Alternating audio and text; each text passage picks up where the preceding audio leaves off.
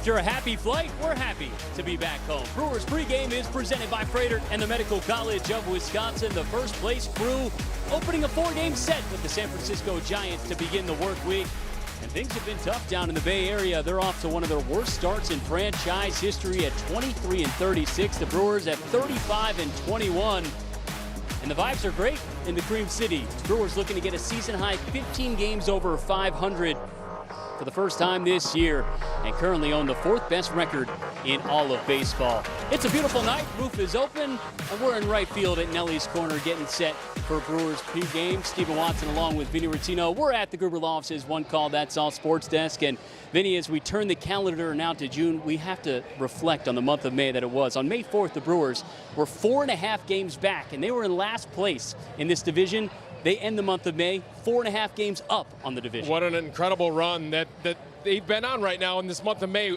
9 series that they played, they've won 7 of them, 3 sweeps in there, split one and only lost one against the LA Dodgers. So this team is on such an incredible run right now, and they're doing it obviously with the arms, the bats just enough, playing good defense and run the base as well. I mean, they've only lost 1 series in the last 10. It's an incredible run that the Brewers have been on to move into first place in the National League Central. You look at their record, 19-7, the best in the majors. Their .731 winning percentage, the best ever in the month of May, Vinny. Yeah, the starters have been doing it, right? 12 wins by the starting pitching group, and that's tied for 4th in all of baseball. What does that mean? It means they are scoring just enough runs, and the bullpen is holding these games. The starters have been going deep into games, and they've just been that's the recipe. Good starting pitching, just enough runs, holding the opponents to really nothing, and it's just an incredible job by the starting pitching group that's really getting it done. Yeah, their runs per game actually ranked them 19th in all of baseball, but it's the little things that are adding up to big results, and Jake Bauers reflecting on the successful month of May. I don't think there was necessarily anything that turned it. I think after that 6-game losing streak that we had is where that kind of woke us up a little bit. And then since then, it's just been day by day, like preparing, talking about things, situations. It's the right way to go about things, something that we talk about a lot here. So just putting the focus back on that, having good at-bats, trying to play good defense, and trying to win a game. Jake Bauers responsible for the only runs in the win on Sunday in Houston, and the production at first base has been a big part of their success over the last month. I mean, Bauers leading the team in home runs, tied for the team lead in RBIs, and Andrew Vaughn, I mean, he leads the team in OPS since he's returned. Yeah, what team is going to have a 1-2 punch like that they can go ahead and just plug in a first baseman that not only plays good defense, but also just absolutely rakes. Both these guys are natural-born hitters. Jake Bauers is getting it done at the age of 30. This is a career year for him. We've seen this around the league. Guys get a chance, they make a couple adjustments, and later in their careers, just like Jake Bauers that we're seeing from him, and he is getting it done. And then Andrew Vaughn, talk about a natural-born hitter. This guy just has feel to hit. He's hitting .445 right now on fastballs. And so when you try to bust him in because he's taking those fastballs to the opposite field, he's using the big part of the field that keeps him on the off-speed pitches, all of a sudden you try to bust him in and he's turning on those pitches as well. Very difficult to pitch to both of these guys, and it's quite the combination. You see Jake Bauers now playing a lot of outfield just in order to get Andrew Vaughn's bat in the lineup. Yeah, and both of them are going to be in the lineup here tonight against the Giants. Bauers, 9 home runs, leads the team. It's crazy to think he only had 7 of them all of last year.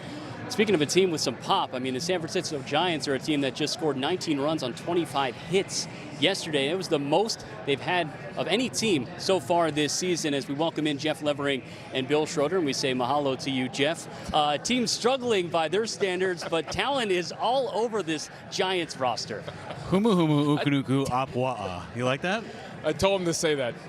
That's fine. I'm good with my shirt. I got the Brewers pulling the quarter zip on, so we're within. We can wear whatever we want underneath. Right. It has a collar on it. We don't have to match. I'm with you, buddy. That's fine. Well, we get to talk about the Giants. You look great. Thank you. You do too, Rock. Great to see you again, by the way. So the San Francisco Giants scored 19 runs, 25 hits yesterday in Colorado to earn a win in that series. Otherwise, they lost 2 out of 3. But this is a very disappointing Giants team. This is a team that has a lot of resources, a lot of money poured into this roster, and they have not played very well. And they have a really good roster. When you talk about the starting lineup for these guys, you know, they got Arise, they got Devers, Matt Chatton, they got the 21-year-old phenom. Bryce Eldridge had a big game against the Colorado Rockies. 19 runs in yesterday's game, but they haven't been scoring a lot of runs. Their batting average not too bad. Obviously, Willie Adames is one of the keys to their offense. He's starting to heat up. He hit a grand slam in yesterday's ball game, but he has been very inconsistent at the plate and very inconsistent defensively. Willie has 10 errors. That's a lot of errors at shortstop. The Giants right now, 13 games under 500. Their pitching has been kind of suspect a little bit. Guys that were expected to be really good out on the mound have not really performed all that well. They have been swinging the bats a little bit better as of late, but the pitching is something that the Brewers need to capitalize on. But don't let this be a mistake. Could be a trap series. I mean, the Giants are coming in here not playing all that well. The Brewers are riding high, so they got to keep putting the pedal to the metal and take this series here in Milwaukee. Yeah, a lot of hits, not a lot of runs for the Giants offense. And Steven, we'll send it back to you. Do you know what I said, by the way? Huma huma ukunuku apawa'a? You know what that means? Go Brewers. Yeah, I'm with you, Rock. Go Brewers. It's the state fish of Hawaii. But no, take it away. You look great, Jeff. Yeah. Thanks. You look great. You look great. Phenomenal shirt. Appreciate you. But talking about this Giants team, I mean, the heart of their order is as dangerous as almost any team in baseball. Yeah, they got 6 guys in their lineup that you really have to kind of pay attention to, circle, star, whatever you want to do. You got to be careful with those guys. Bryce Eldridge, and Rock just mentioned him. He is a phenom. He's finally playing every day. At first he came up and he wasn't really playing every day, so you got to definitely be careful of these guys. 9th in baseball in runs scored. Now, I know they scored 19 runs yesterday in the month of May, but 34 home runs as well in this month of May. That is also 9th, so you got to definitely be careful in this lineup. Beautiful drone shot at American Family Field. The roof is open, blue skies. It's going to be a perfect week for baseball here in downtown Milwaukee as the Brewers are back home. And the best pitching staff in baseball over the last month looks to keep doing their thing. Coming up on Brewers pregame, Miz put on a show in May, and he has a sidekick making some history alongside of him. It's coming up next.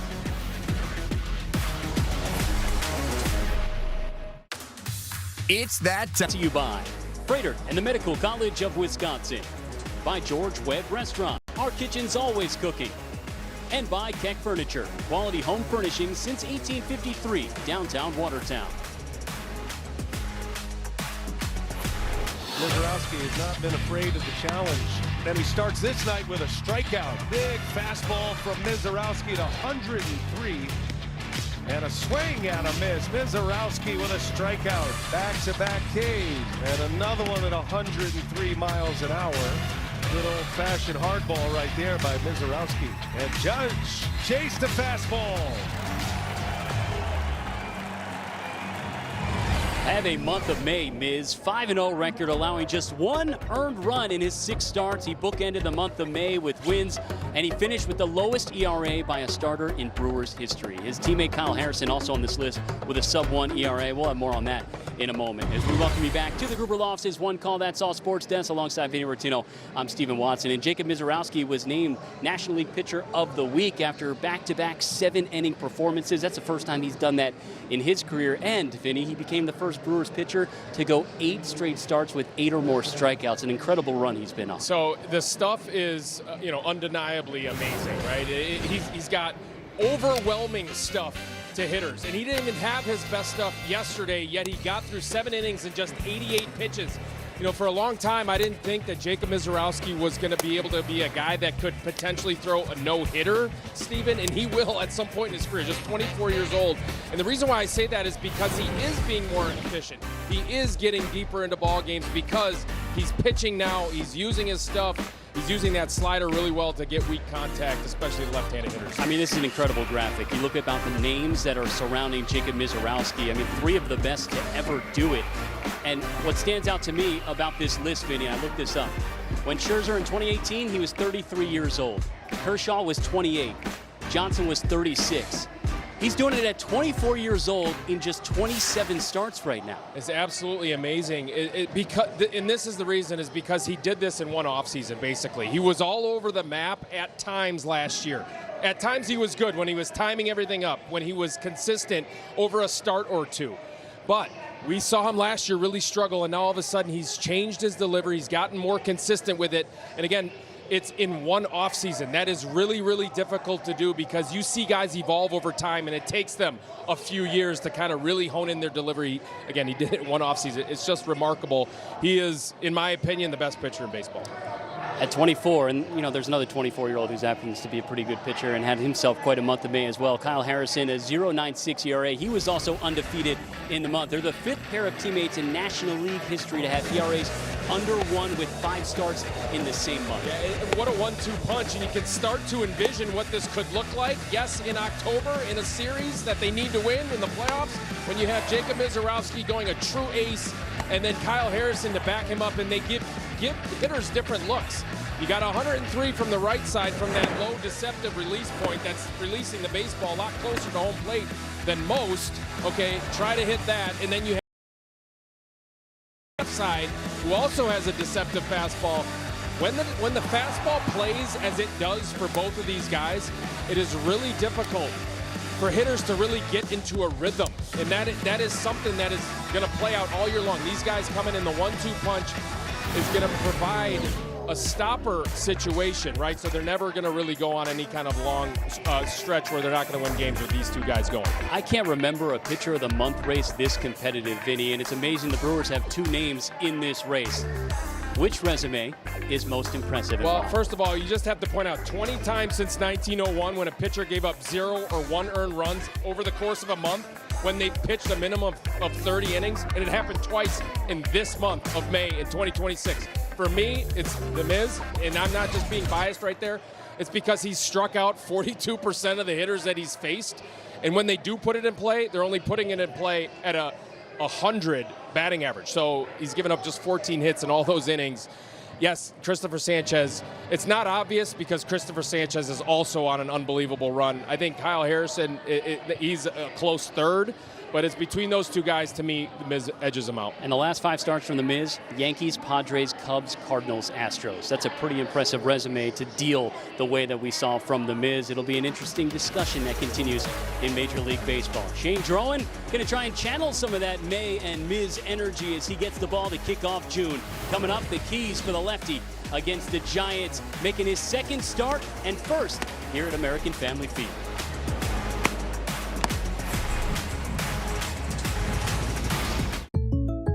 Will you be there when I need? The Chocolate Factory, and by Menards. Save big money at Menards. Beautiful night for baseball outside of American Family Field. The first of 4 between the Brewers and the Giants. The Brewers are back home, and Shane Drowan gets set to make his first start at home as we welcome in Sophia Minner with more on the young lefty. And Sophia, Pat Murphy said this is not just a spot start for Drowan. This is an opportunity for the lefty. Well, and they use the word opportunity all the time, right, Stephen? And now it's Shane Drowan's turn, and he's really found something coming out of the bullpen. As you mentioned, his first career start, his Major League debut, came at Fenway Park against the Boston Red Sox, and that was the first road trip of the season, the first week of April, in fact. He was only able to go 2 2/3 innings, had 4 walks there, 2 strikeouts, 63 pitches. So we take a look at his first 5 career games, a 4.15 earned run average, but over his last 6, a 1.26 ERA. He has held opponents to just a 1.73 average, 18 strikeouts for him. He's now made 10 relief appearances coming out of that bullpen, and he has been excellent with a 1.82 ERA. So Shane Drowan is learning some confidence. He's learning about himself and how his stuff plays. Here's what he had to say about getting the opportunity here tonight. I think it's just the same game, you know. You just take the ball and throw it till they take it. You know, it's that was like my mindset when they moved me to the pen. I knew kind of like the role I had, you know, carved out, where it was like I was going to be like a bulk guy. So it's, you know, for me, it's the same mindset. It's just the first pitch of the game. Yeah. Always the goal to just be a big league pitcher, whether it was in the rotation or out of the bullpen. You know, whatever part of the game they wanted me to throw, you know, I was ready for. So yeah, excited for it. get ready for this 4-game series against the Giants. They're going with the lefty Shane Drowan tonight, Kyle Harrison tomorrow. That also gives him an extra day of rest, guys, and they are still listed as to be announced for Wednesday and Thursday here, the final 2 games of that series. They want to see how they get through tonight. Obviously, it'll be an extended bullpen game with hopefully some length from Shane Drowan here tonight as he makes his first career start as home, something he's really excited about. And Steven, when you spoke to him yesterday, he spoke about just how he's been able to simplify the routine coming out of the bullpen, getting those 8 to 15 warm-up pitches. He said, I was maybe more meticulous and maybe more mindful about how I was getting ready as a starter. He's hoping he can keep that same routine and same mindset here as he gets ready for his start tonight. All right, thank you so much, Sophia. We know you'll be all over it with the starters for the rest of the series as well. When you look at his stuff, his four-seamer, that's the one that plays. Opponents batting .077 against his four-seam fastball. But you notice something about his hands that has led to his success. Well, yeah, we're going to take a look at a breakdown that we did. We actually did this in game, but I think it's worth revisiting because it is a big-time adjustment that he's been able to make. And Chris Hook, Jim Henderson, Juan Sandoval, they have helped him. Watch how early on, this is in his big league debut. First of all, he's more of a hybrid delivery in terms of how he is facing the mound, and that just simplifies things for him. Take a look on the left. His hands are just totally glued to his chest. Here on the right, he's got a little bit more hand movement, and he is on time consistently. If you would stop it at foot strike, you're going to see that he is in a power position now.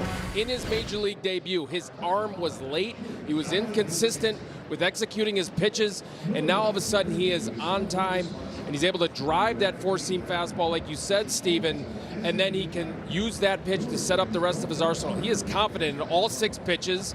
He's talked about that before. He doesn't necessarily want to key on using certain pitches against lefties or righties. He's comfortable throwing any pitch in any count. His slider is a wipeout slider. He's got enough velocity on the fastball, and it plays at the plate. It's something that not everyone can say. I think we're finding that out, that the fastball matters for Shane Drowan and for these Brewers pitchers. So it's going to be the 12th appearance, second start for Shane Drowan, going opposite of Landon Roop.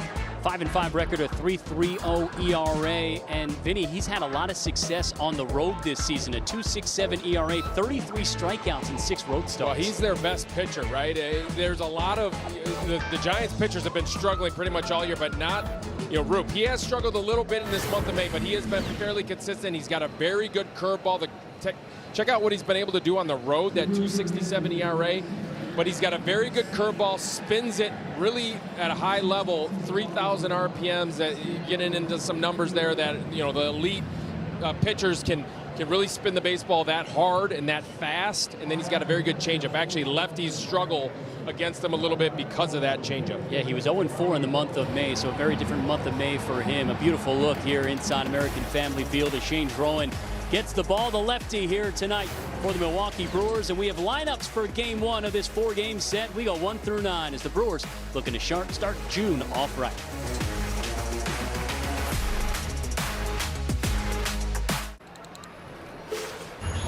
Presented by Freighter at the Medical College of Wisconsin. And Brewers fans, get ready for strikeouts for custard. If the Brewers strike out a batter in the 3rd inning, you score a free scoop of fresh frozen custard at Culver. Shane Drowan making his 2nd start for the Brewers. First year at American Family Field in his ERA, 1.89 at home. And while we're back home, it's good to see this guy back in Milwaukee. Willy Adames, fan favorite, old friend, returning to Milwaukee for the 2nd time as a San Francisco Giant. He signed that 7-year, $182 million contract. Not a better smile in the game of baseball, and I know fans are going to be excited to see him. Well, yeah, one of the good guys in the game, and I love what Pat Murphy talked about in his pregame press conference. He talked about, there's so many good guys in this game of baseball that represent it so well. None better than this guy right here, Willy Adames. Never a bad day at the ballpark. Always smiling, always having fun with Jackson Churio and William Contreras right there. You got to be careful of him. He's swinging a hot bat. Well, and this team is coming off of a day where every batter in their lineup yesterday recorded a hit and an RBI. That's the first time they've done that since 1972. Rafael Devers, he had 3 doubles yesterday,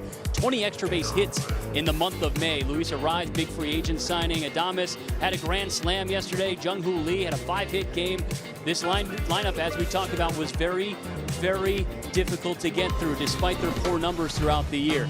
David Hamilton, he's going to get the start at shortstop today, Vinny, and he had the wheels spinning on Sunday. Yeah, he even hit a home run in this series in Houston, his hometown, going back home, and he had 3 stolen bases, and he's doing it against a guy named Imai, who had only given up 2 stolen bases all year. He does it in the same at-bat, second and third. That was 11 and 12 stolen bases for him, and then later in the game, his next at-bat, he got on a walk, and then his 3rd stolen base of the game, and he's doing it also against Christian Vasquez, who is a very good throwing catcher, and he got him 3 times. Look at the Brewers' order for Game 1. Yelich is the DH at the top of the order. Churio batting second. He hit his 2nd homer of the year in Houston. Terang. Then you got Contreras and Bowers in the power position. They're tied for the team lead with 14 RBIs in May. Vaughn, we talked about his great month of May. Frelick, Rengifo, Hamilton round out the order. But our Menards tools to win. I mean, this entire lineup, this entire team just needs to carry over that momentum from May. Yeah, continue this, right? You got a 4-game series against a Giants team that is playing better baseball as of late, so you got to play sharp, you got to show up. Look, I don't think they played their best baseball in Houston, and yet they still won 2 out of the 3 games, still won the series. So she's a diehard Brewers fan, but I'm always Willie's number 1. I'm also a big Willie Adames fan. I don't know anybody who is not a fan of Willie Adames. Maybe not for this weekend, though. We hope he takes it easy on his former team. We'll let the good times roll. Brewers looking to stay hot in the month of June. Jeff Levering, Bill Schroeder, and Sophia Minnaert have first pitch from American Family Field. Coming up next on Brewers TV.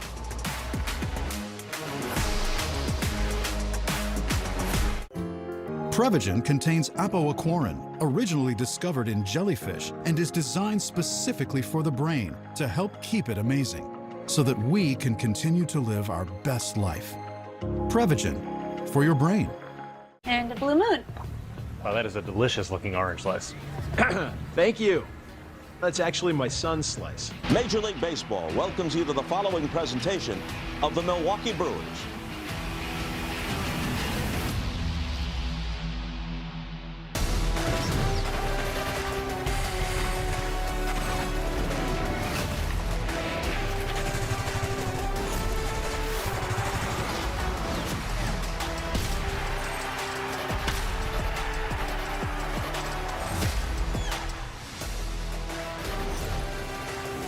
Brewers TV is presented by the Potawatomi Sportsbook. The Brewers back home after a series win against the Houston Astros over the weekend, and now they're back home to start a 4-game series against the San Francisco Giants. It's been tough times for the Giants, coming in with a 23-36 record. The Brewers are coming off of one of their best months of the season and in franchise history. And one of the fan favorites, Willie Adames, is back. His 2nd time playing back here in Milwaukee since signing with the Giants. Spent a lot of time on the field, a lot of hugs and hellos for Willie Adames. 4 seasons for him here as a Brewer and part of 3 National League Central Division championships after he was acquired in May of 2021. Getting ready for Game 1, here's a look at tonight's pitching matchup. Landon Roop takes the mound for the Giants over his last 5 starts, an 0-4 record, an earned run average over 4. And the Brewers are sending the rookie lefty Shane Drowan to the mound, making just his 2nd career start. Made his Major League debut against the Boston Red Sox at Fenway in April. Hi, everyone. Sophia Minnaert here at American Family Field, and the Brewers are coming in with 35 wins on the season. They have an opportunity to climb to a season-high 15 games above 500 here, and they are coming off of one of their best months in franchise history, and they have won 22 of their last 30 games. So as we get ready for this 4-game series with the Giants, some series storylines to catch you up on the directions of these 2 teams. The Brewers, a 19-7 record in May, the best in team history for this month, and a 252 team earned run average in the month, the best in Major League Baseball. The Brewers rookies had a lot to say in that. Jacob Mizorowski earlier today was named National League Player of the Week, and what a phenomenal month of May that he put together to help the Brewers to that 19-7 record. And 2 teams that have very different approaches to the running game. The Brewers, 60 stolen bases on the season, 2nd most across baseball, and the Giants at the very bottom with just 15 stolen bases on the season.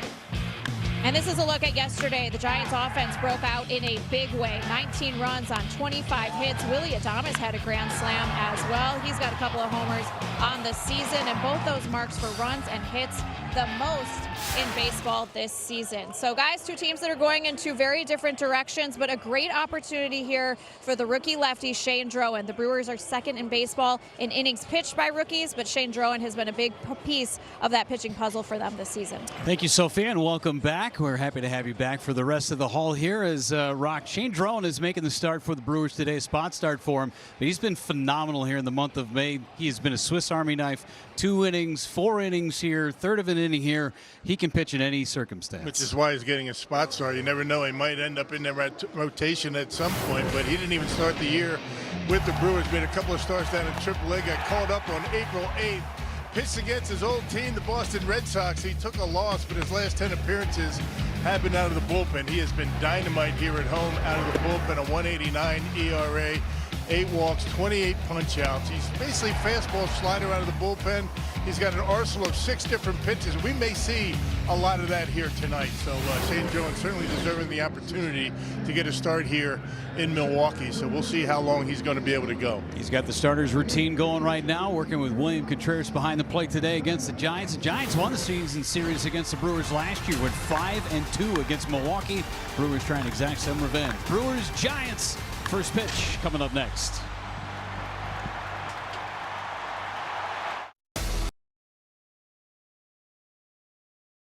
Wisconsin Toyota dealers. Toyota, let's go places.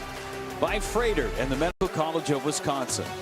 And by Gruber Law Offices. One call, that's all.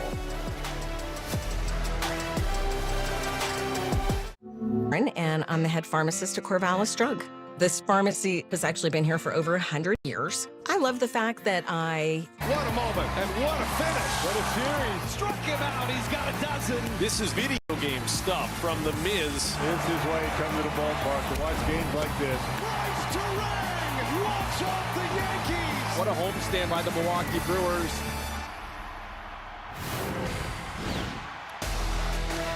Home is where the heart is, and the Brewers have been right at home in Milwaukee. 12-4 since April 26th, the third best in Major League Baseball. As Shane Drowan makes his way towards the mound to make the spot start today. Brewers TV is presented by Potawatomi Sportsbook. Gorgeous night for baseball in Milwaukee. Roof is wide open with Bill Schroeder and Sophia Minner. Jeff Levering aboard for the ride. Shane Drowan will face the San Francisco Giants today.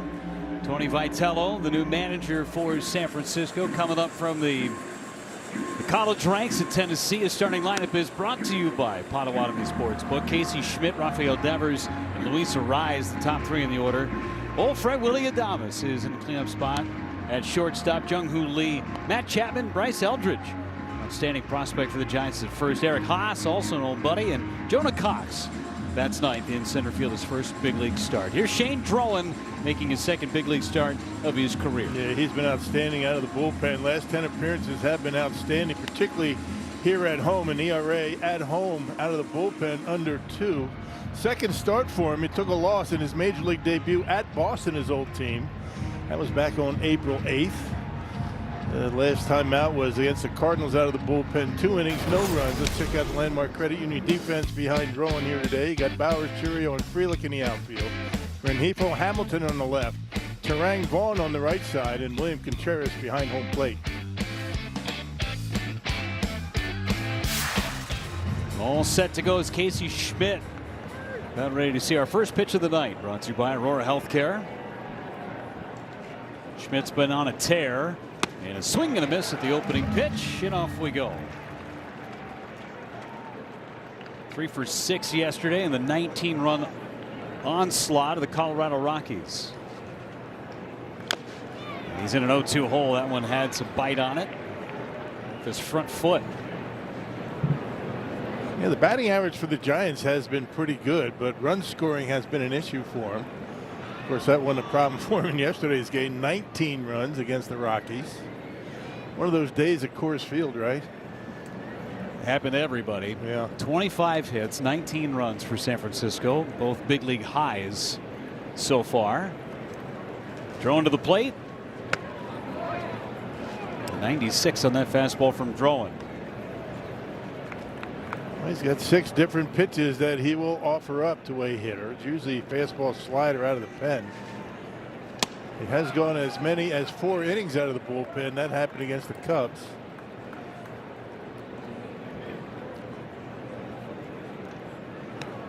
Ready to go on 2-2. And Schmidt fouls it off the gear of Contreras.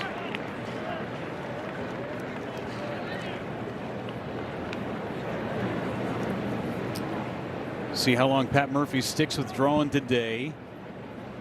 4 lefties in the lineup. It's down and in. 3 balls, 2 strikes. Rafael Devers on deck, then a rise. Stack those lefties in front of Willie Adames at 3-2. Hit foul. Yeah, good slider on a full count. That tells you, gives you an idea how confident he is in that pitch. Actually, they're saying curveball on that pitch.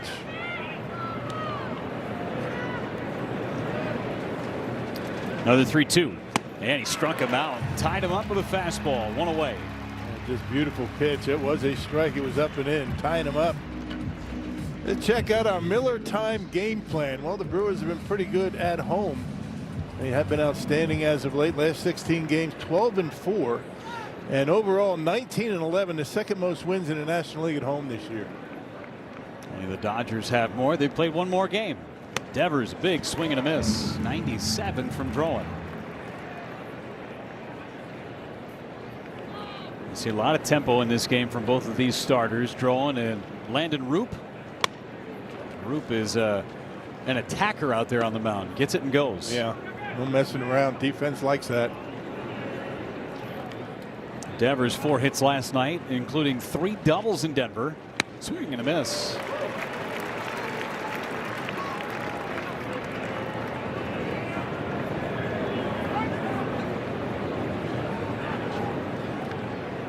Devers coming off of a month of May where he hit .306. A lot of these Giants got out to slow starts in April.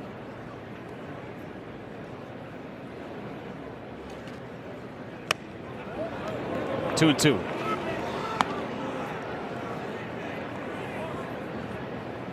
Devers been with the Giants for a year now, traded in May of last season. Kyle Harrison, tomorrow's starter, was a part of that trade, went from San Francisco to Boston. Well, been a very disappointing start to the year for the Giants. They were expecting a lot better. 3-2. And it missed wide, so getting ahead of the count and then falling to the walk. Devers is on. And now it's Luis Arraez. Toughest guy in Major League Baseball to strike out. He has struck out 9 times this year, 244 at-bats. And in an era of baseball where you don't worry too much about batting average, he's hitting .321. And he can hit, there's no doubt. Playing a lot better at second base here of late as well. Arraez looking back at William Contreras. That throw may have buzzed his ear on the way back.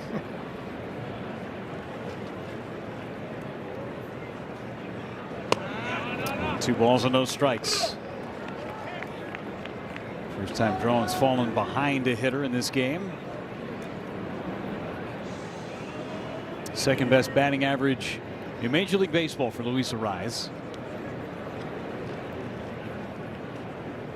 Ground ball to second base. Could be 2. They get 1. Return throw is in time. Brewers roll it up. A walk is all, but the double play erases it.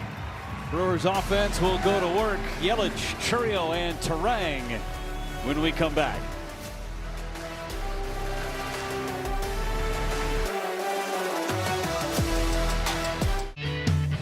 Old friend Willie Adames back in his old haunts in Milwaukee at shortstop. Pat Murphy and his Brewers 22-8 in the last 30 ball games, best in Major League Baseball. Won yesterday 2-0 down in Houston. Starting lineup today brought to you by Potawatomi Sportsbook. Yelich, Churio, Terang, Contreras, Bowers, Vaughn, Frelick, Rengifo, and Hamilton round out that starting lineup. Get our Wisconsin Dells scouting report on Landon Roop. Yeah, Roop he won 4 of his first 5 starts. He hasn't won a game since the end of April. He's lost 4 straight. Last win came back on April 26. A 5-pitch pitcher. Average fastball at about 94. He's got the sinker going. That was that last pitch. Good curveball, good changeup for Landon Roop. Lefties have had a tough time hitting that changeup. Comes back and serves fastball in there for a strike. He's been more effective against lefties than right-handers. 3rd season with the Giants. He's 27 years old. There's that curveball, and he strikes out Yelich on 3 pitches. He can spin it with the best of them. Late breaking curveball that looks like a fastball, then drops off the table. Pretty good pitch to get Yelich. Christian was not in the original starting lineup, but he was added late today.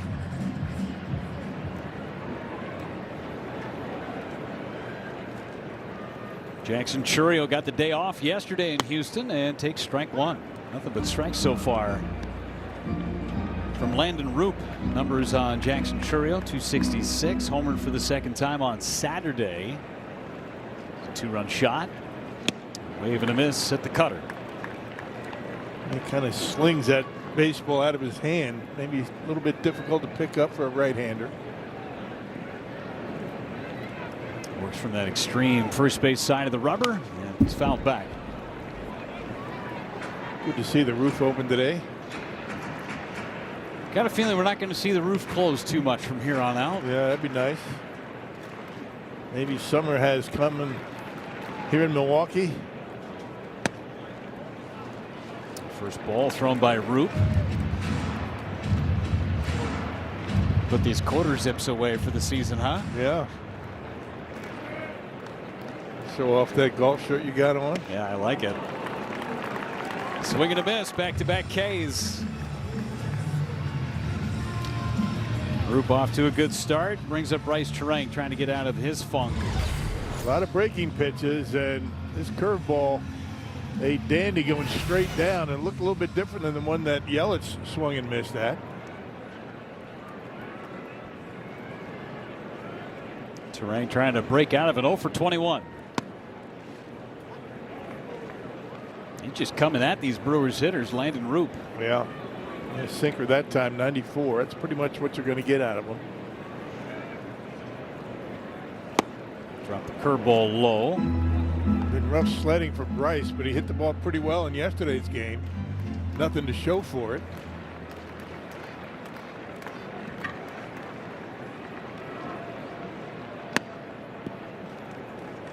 Two balls and a strike on Terang.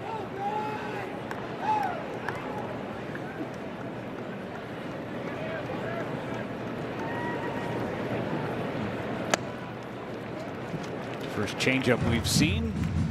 Terang in the driver's seat in the at-bat. Still drawing his walks, among the league leaders in on-base percentage. Sprays it foul down the left field line. Hey, look at the way Terang approaches his at-bats. You would not think that he would go into a stretch like this. Happens to up the best of them. Going in, 3-2. Line down the left field line. He's going to break out of it here. That's going to go all the way to the wall. Terang into second base. The 2-out double. Yeah, picking up right where he left off yesterday. He mentioned he didn't get any hits yesterday, but hit the ball hard 3 times. Right at somebody. That was in Houston. This is a bullet to the opposite field on a fastball up and away. Good approach by Bryce. Taking it the other way. A 2-out double. That'll get you going. RBI opportunity for William Contreras. The Brewers on the last homestand where the Kings have getting ahead early, scoring in the first inning. How about the opposite field hits since the beginning of last year? Got 2 of those guys in this game right now. Arise and Terang.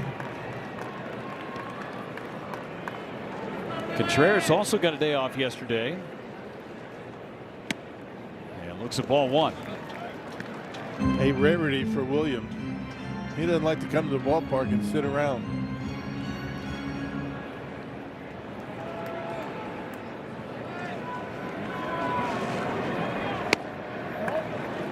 balls, no strikes on Contreras.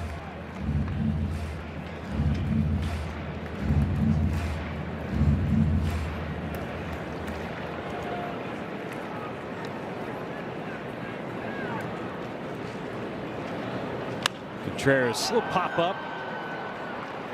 A rise in a shallow center. He makes the catch. Brewers are finished. Terang gets off the Schneid. He's got a double. More Drowan when we come back.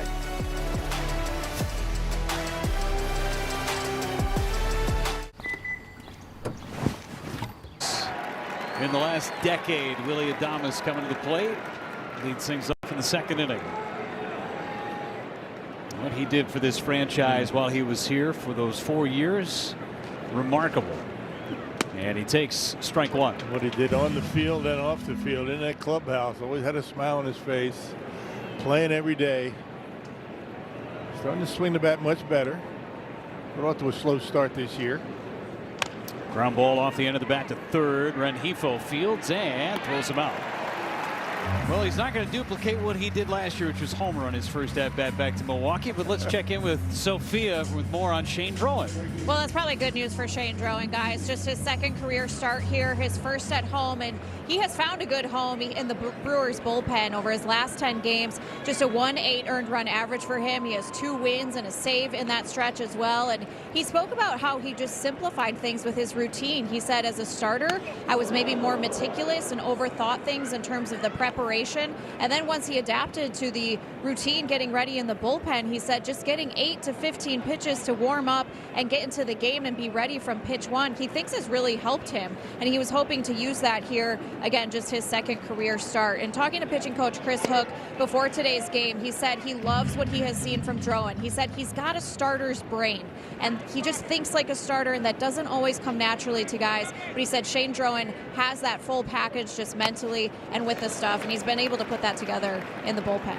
Thank you, Sophie. And very similar to what Chad Patrick goes through, right? You know you have 5 days to get ready for your next start. Sometimes you think about it too much, as opposed to when you go into the bullpen, all right, phone rings, it's go time. Paralysis by analysis, right? When you're thinking about your start, you have 4 days to think about it. And he's not the first guy that the Brewers have had on the mound that started out out of the bullpen and had done a good job. Liner into right for Jung-Hoo Lee. First base hit of the game for San Francisco. It's just a different mentality. I mean, you're on the attack out of the bullpen. You really don't have the opportunity to mess around too much. You don't come in and walk guys. You attack the strike zone, and you find out, hey, I've got the stuff that can get by if I keep throwing strikes. Matt Chapman digs in. Jung-Hoo Lee stays hot. He had 11 hits and 15 at-bats in that series in Colorado. That was not a bad pitch from Drowan either. Chapman takes strike one. We saw Chad Patrick when he made the spot start against St. Louis. He started the game by coming out of the bullpen. He didn't do the normal pitching routine like a normal starter would. Get loose late, come back, sit down in the dugout, and then go take the mound. Chapman drills one into deep center. Back, and Churiel leaping in. No, he didn't. Did he? I thought he had it. He did not. It left the ballpark. No, home run. He initially acted as if he had made the catch, but apparently not. Matt Chapman hits a home run. It's a 2-run shot. Well, he acted like he had got it. Matt Chapman thought he got it. How close did he come? Never got a glove on it. Got shielded by the and blocked by the wall there. He kind of went back a little bit. That impeded his ability to go up as high as he wanted to go, but good effort by Churiel, just not able to come up with it. First pitch swinging. Eldridge fouls away. Matt Chapman didn't know. Is it gone? Is it not gone? I'm going backwards. I'm going forwards. What am I doing?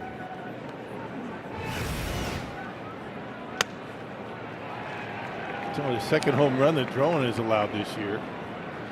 He has done a terrific job keeping the baseball in the ballpark. The other home run he allowed on the last homestand against the Dodgers is Andy Pages. The Giants strike first. Eldridge fouls it away. You just never know what it can do to the confidence of an offense. What they did yesterday in Colorado. 19 runs, what was it, 25 hits? And everybody's swinging the bat well yesterday, and sometimes that'll carry over. Eldridge takes down and away. Trying to bounce back, Shane Drowan.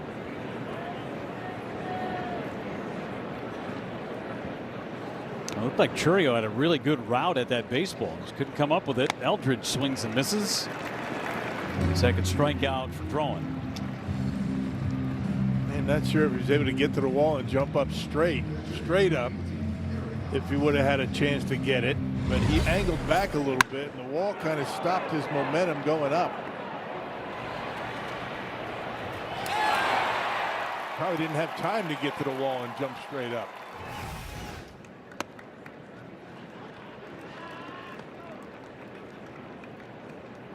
Brewers chasing a couple of runs against the Giants as Eric Haas digs in. Spent the last couple of years in a Brewers uniform. One of Murph's favorite guys to have on the roster. Great backup catcher to William Contreras.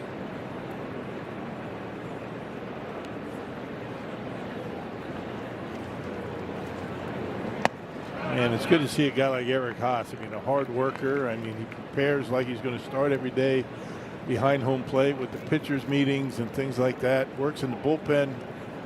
He's had a nice career. Had some big moments as a Brewer. Haas throws one into the gap in right center field. Frelick is back on it, and that one's off the base of the wall. Haas digs into second base with a double.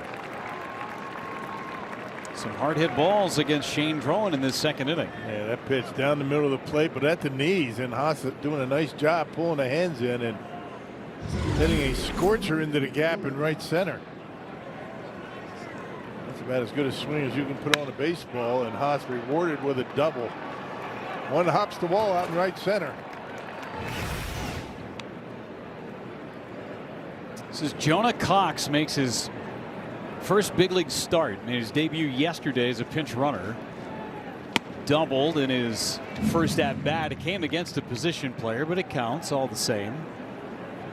Didn't have to add that, did you? Just wanted to make sure the facts are out there. Still 1,000 batting average. Colorado kid. Fun for him to make his debut in front of 60 or more friends and family. Takes a breaking ball for his strike. There's a nice curveball.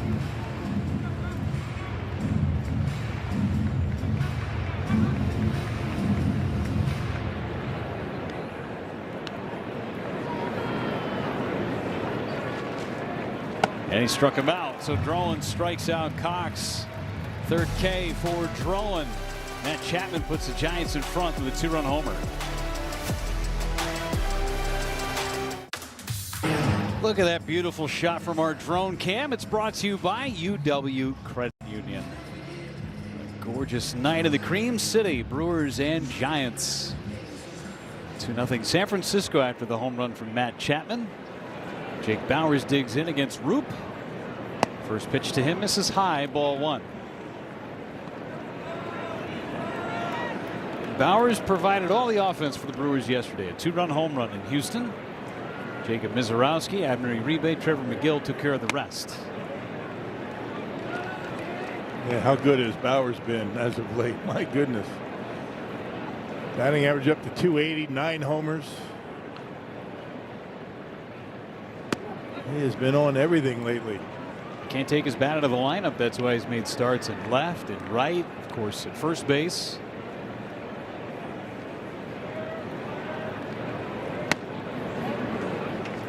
Three and one on Bauers.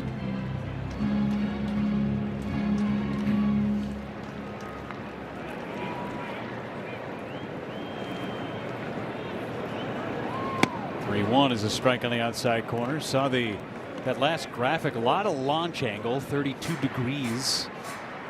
It's like a punter, right? That's hang time. That's hang time. It's got some hang time on it. And the adjustments that he was able to make in the offseason and spring training have certainly paid off for Jake. 3-2. Curveball called, strike 3, and a challenge from Bowers. I don't know. Might be low. We'll see. ABS challenge powered by T-Mobile. Let's find out together. Ball 4.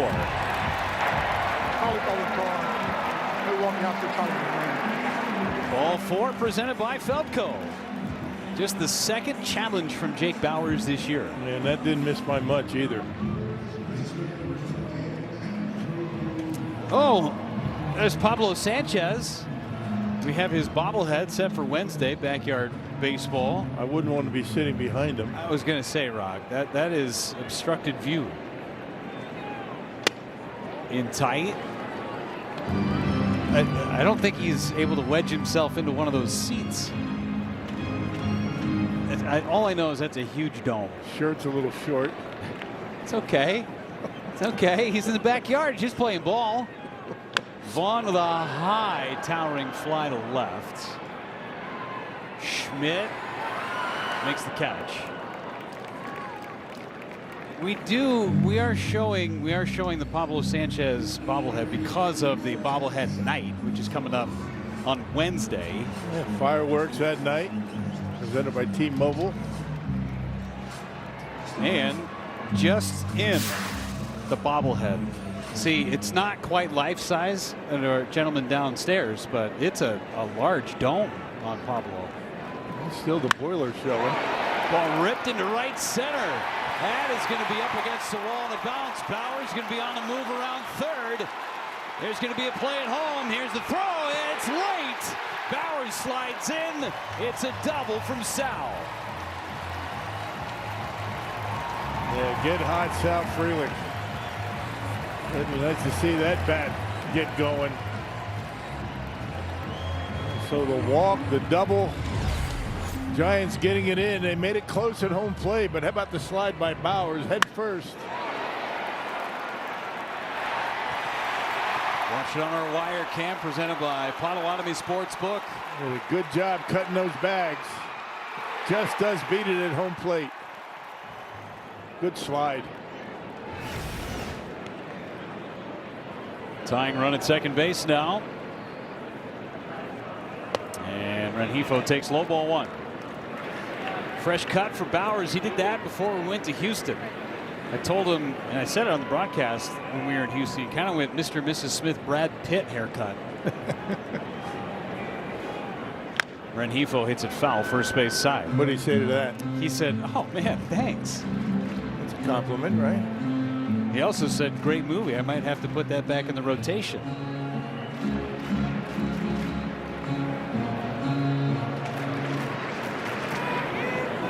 It's kind of risky to be changing hairstyles in the middle of a hot streak.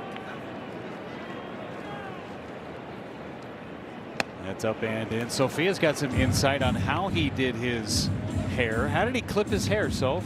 Well, he went to Aaron Ashby and used the beard trimmer, guys. Oh. Which, I mean, I was like, you've got, you know, a barber here at home. We've got other resources. And he said, no, Aaron's beard trim works just fine. Perfect. Let's trim up another run and tie this game. Luis Rengifo with an RBI single, and we're all square, 2 apiece. Yeah, he's starting to heat up a little bit as well. So the bottom of the order getting it done here in the second inning. A double by Frelick, single by Rengifo to tie it up.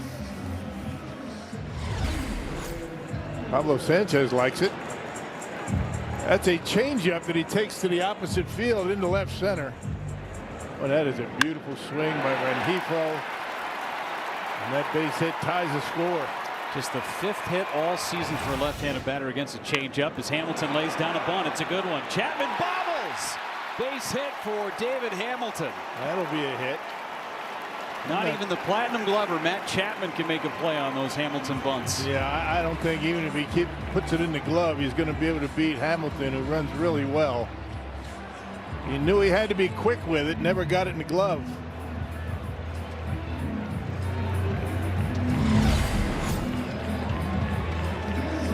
That's a beauty. Boy, he can bunt, can he? Never had in the glove, closed the glove too soon. And a base hit. He was flying up the line. I don't think it would have mattered.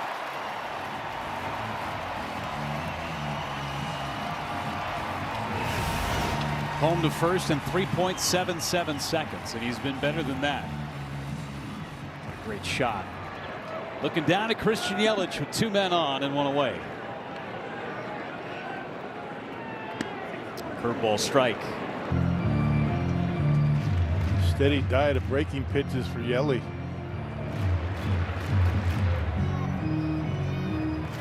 Been scuffling with runners in scoring position since coming off the injured list. Laid off the changeup, ball and a strike. Only takes one for him. Might be having a rough time at the plate for a stretch, but doesn't take much for him to snap out of it. Good speed on the bases. Rengifo and Hamilton. Still has a good eye at the plate.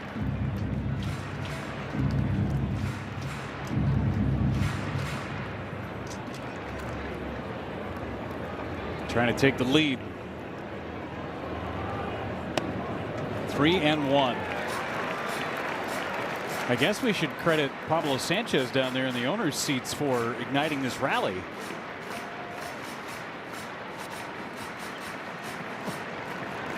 He hasn't moved. I wouldn't move either.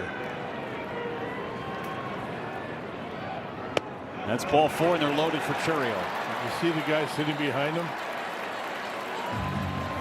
He approved. I think did I get a thumbs up from him there? He's back there somewhere. Pretty good seat he's got, but he can't see it. There he is. Brewers have 2 runs on the board, sir. That poor guy back there. Probably 5 rows back there starting to feel that cranium. Line drive down the right field line. That is going to be a fair ball into the corner. 1 run's in. 2 runs are in. Yelich is held at third. Just fair down that right field line, and the Brewers have the lead. My goodness, what a swing by Churiel. Right down that right field line, so the Brewers jump all over Roop here in the 2nd inning. A nice answer to their 2 runs in the top of the inning. Brewers with a 4 spot. The Giants hit the homer, but the Brewers are doing more damage. Look at this swing, Rock. That's beautiful. Yeah, look at a point of contact right off of that back leg. I mean, you can't do it any better than that. Looked like it hit the chalk or very close. Infield still up. Terang jammed foul.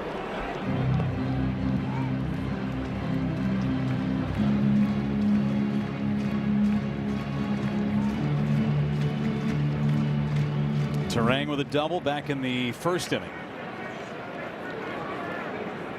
Get tight.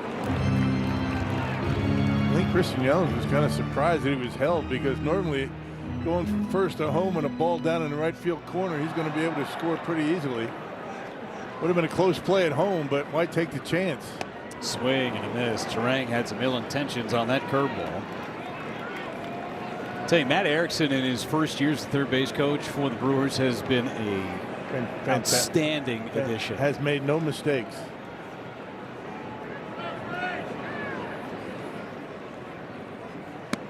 It's low on Terang. Did it for a lot of years as the manager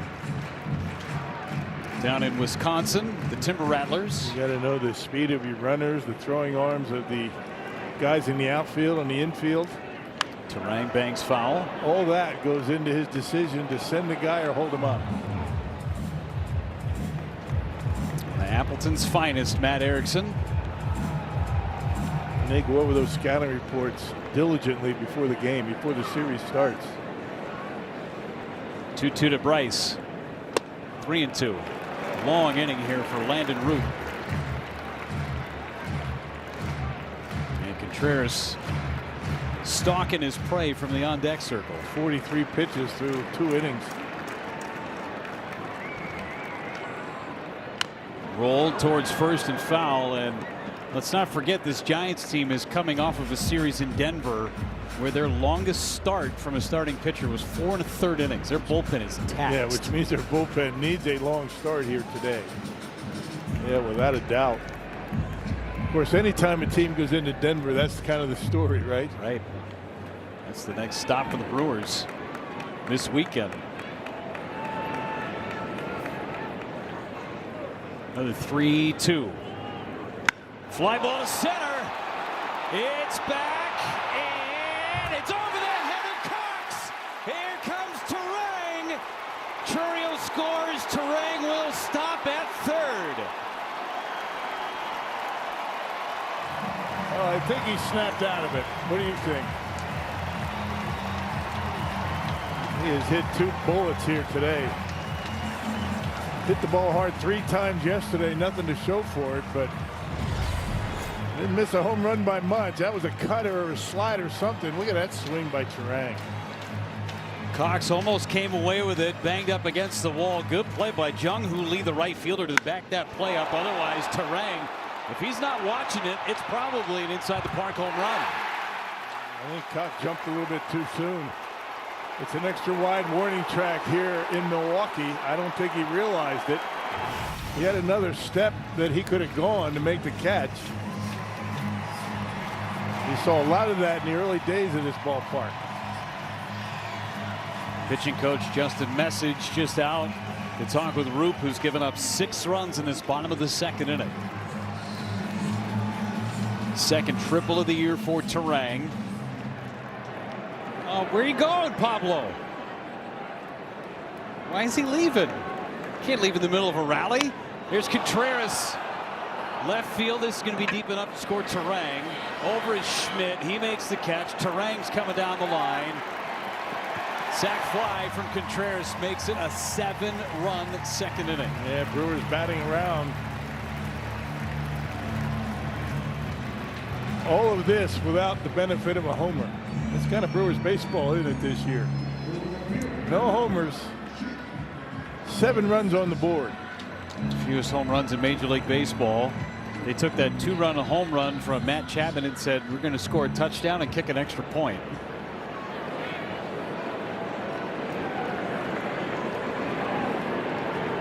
Bowers would draw a walk to open up the inning on a challenged pitch.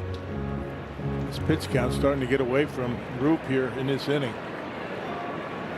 He's at 30 now. That was 31.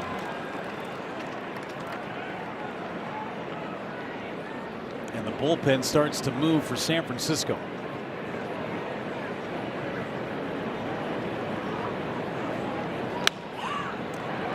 Two balls and a strike on Bowers.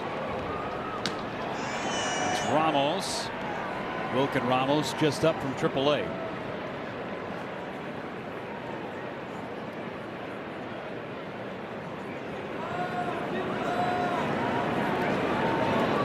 Bowers again foul. Yeah, the way this Brewer offense just wears down pitching. This is game 1 of a 4-game series, Rock. 2-strike approach and just fouling off pitches. Not swinging out of the zone. It's relentless.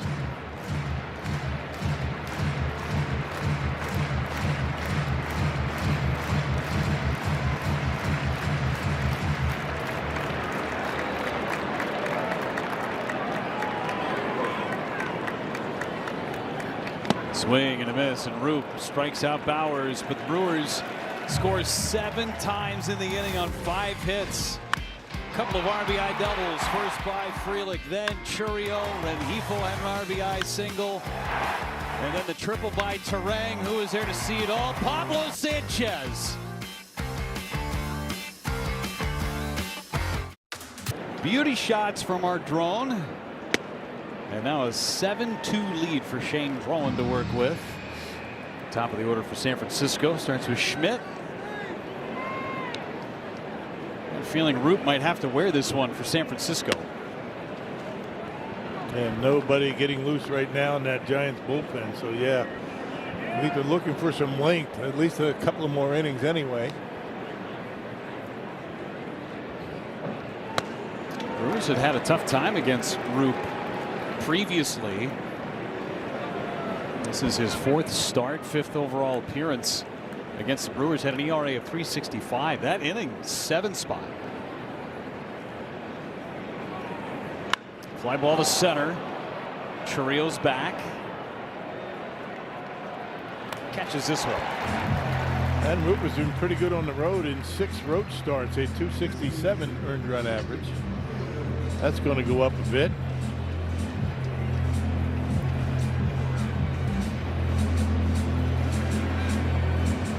Root looking at the iPad and looking at some of those locations where he got hurt. Rafael Devers drew a walk. Takes high. Just think about the approach the Brewers put on him in that inning. I mean, good opposite field hitting, staying on it, not thinking about pulling the baseball. Swing and a miss. Has a big cut from Devers. Threw 35 pitches in that inning, Rock. Yep. That'll wear you down.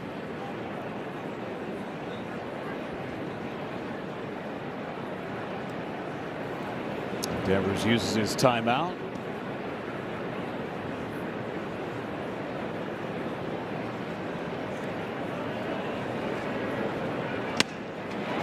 Got in on him with that sinker.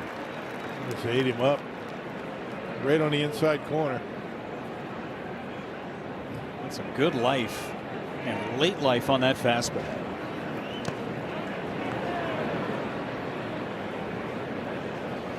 And the question is, how long will Pat Murphy stick with Drowan? He's going 4 innings. He did that at Wrigley Field.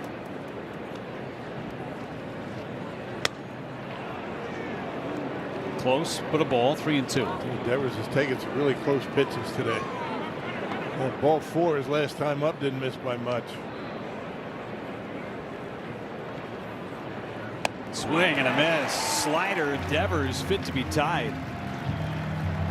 4th strikeout for Drowan. It was a strike. Upset at his approach. Down and on the edge. Perfect pitch. Pitch cast brought to you by the Wisconsin Dells. Nasty. Just tip your hat on a pitch like that.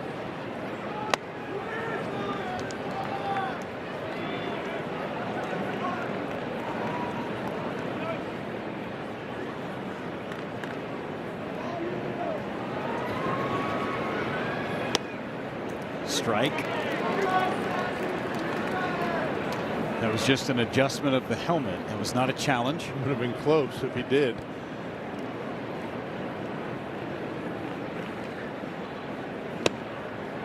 Two and one.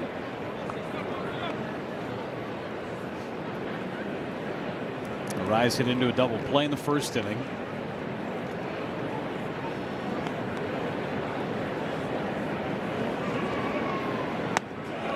Three and one. Has this guy ever swinging anything out of the zone? I mean, he's something else. He's been like that for a while. You know, as a member of the Twins.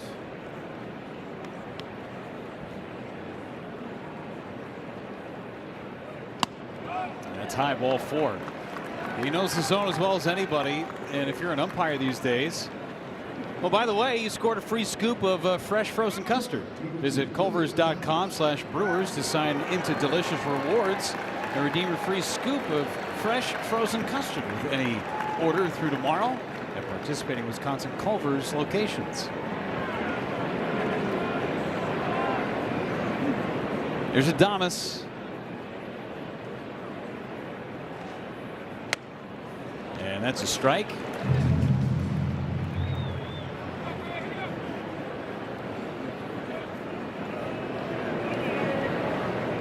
Two-out walk, allowing Adames to come to the plate.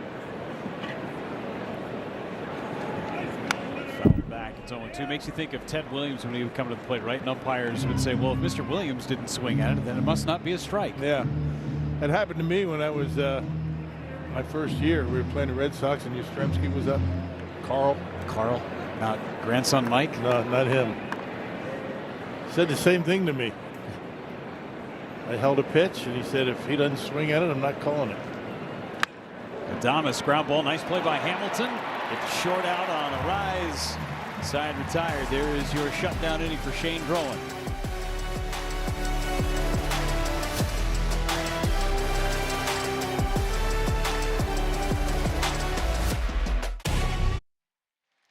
Brewers baseball is presented by Miller Lite, taste you can depend on, and by Wisconsin Dells. It's time to get to Wisconsin Dells. Start planning your trip to the water park capital of the world at wisdells.com.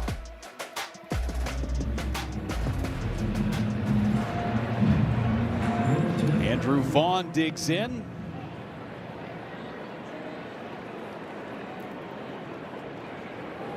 Vaughn flied out, part of that 7-run second inning, and takes a first pitch strike with a cutter. Roop gets back to work.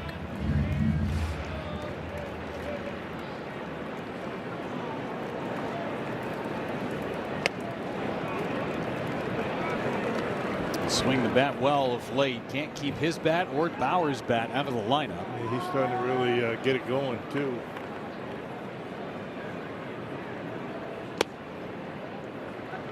Did you see the Yankees Athletics game yesterday, or No. did you hear about it? I did not. A 13-run inning for the Yankees. Wow. They batted 13 around. runs? They batted around twice Oof. in that inning. I think it was the third or fourth. I forget. And they didn't get another hit the rest of the game. Come on.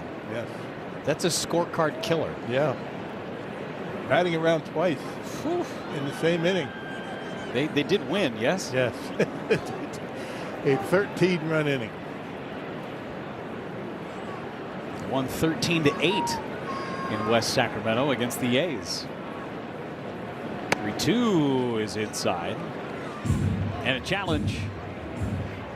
Catcher is challenging the ball call. You're going to lose it, I think.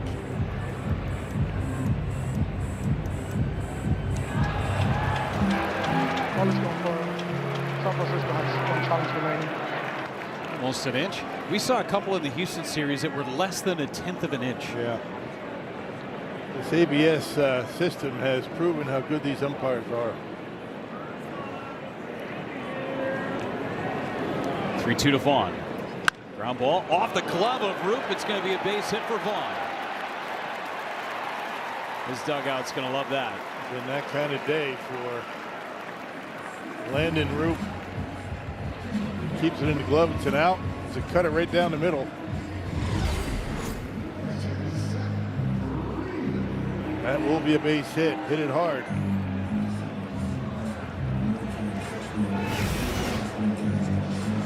Leadoff man is on for the second consecutive inning. Frelick got the scoring started for the Brewers with an RBI double. Guy who has started basically every single game, but in the last week he has had some days off with Bauers playing in right. Just trying to get him going more consistently. They need him. Yeah. That one is a fair ball. Eldridge has it, throws to second, and they're going to get a double play out of it. 3-6 on the double play. Yeah, tough luck for Sal Frelick. Hit that one right on a line. A one hopper, and Eldridge able to play it beautifully. Tags the bag and gets the out at second. If he's not 6'7", that's probably a double down to the right field corner. Bullet. Just barely able to grab it, and a good throw to second base. A tag play at second. Rengifo takes ball one.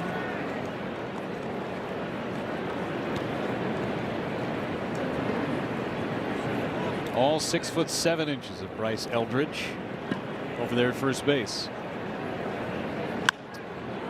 21 years old, Bryce Eldridge. Had a big day yesterday in Colorado.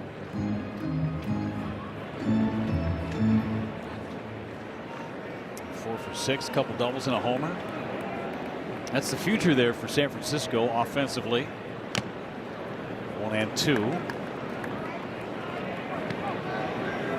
Hit a home run in Denver yesterday, over 450 feet. Straightaway center field into the trees, the evergreens.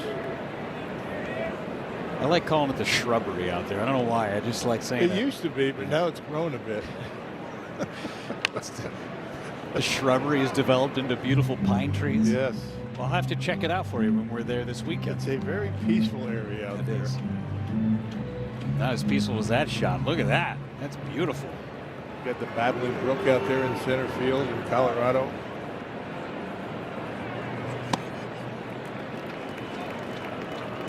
I might go out there and take a nap. You know what? No, I'm going to go take a fishing pole out there and some bait. I remember back in the old days, we didn't open out there. We were out there pretending like we were out there just kind of chilling out in the woods. I'll have to bring Dillard out there. I think Dilly's on that next trip. He'll probably go in ankle deep, shin deep. Yeah. Try and catch it like a bear. Hand fishing. Yep. 3-2's inside, ball 4. Third walk issued by Roop, and he continues for David Hamilton. Really looks like he could get into some hand fishing. I think so. I mean, he is from Tennessee, originally from Mississippi, so maybe he's a noodler. Got some the beard, noodling? got the beard. Some noodling, yeah. You know what that is, right? Yeah. Catfish. Put your hands down in the water, not looking at anything. Just let it bite your hand. No thanks. And he got the stingers on him, too. Oh, gosh. I'm no part of that.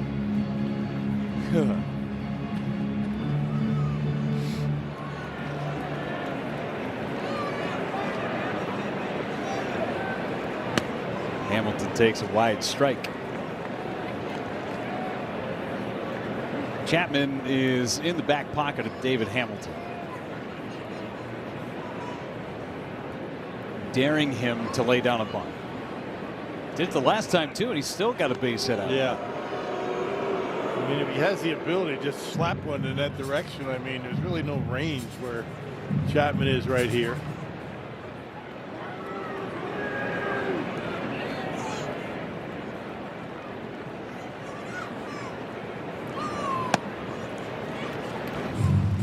Balls and a strike. Hamilton hit one into the Crawford boxes a couple of days ago in Houston, his first home run as a Brewer.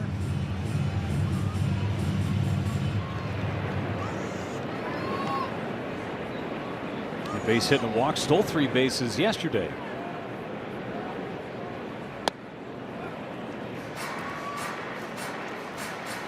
"71 pitches for Landon Roop, 2 2/3 innings.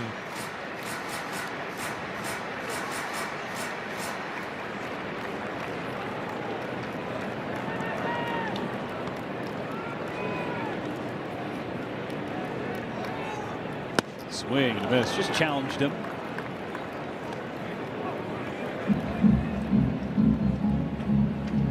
There's Yelich on deck.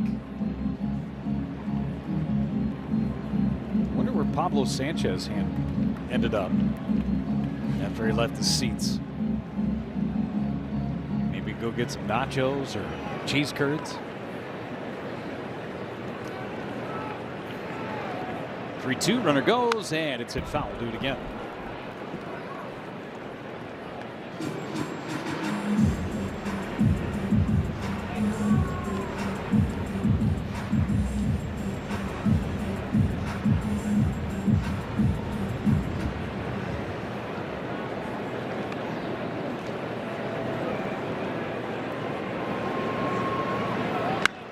Fly ball left center.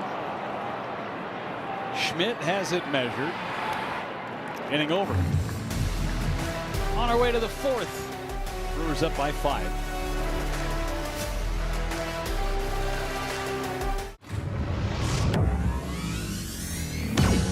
Hear that, Wisconsin? The newest scratch games from the Wisconsin Lottery are turning up the fun to the max. It's the All-American family of games with over $9.7 million in total cash prizes. Every scratch is a blast, from prize-filled puzzles to colorful number-matching fun to games loaded with excitement. Available now at Wisconsin Lottery retailers. Rock, we're getting a lot of whiffs from Shane Drowan so far. Yeah, fastball's been pretty effective. I mean, he has been doing a nice job locating pretty well. His slider's been an effective pitch. He's got 4 punch-outs, but a lot of swings and misses already tonight. Jung-Hoo Lee digs in, had base hit ahead of the 2-run home run by Matt Chapman in the 2nd inning. Line so far for Drowan.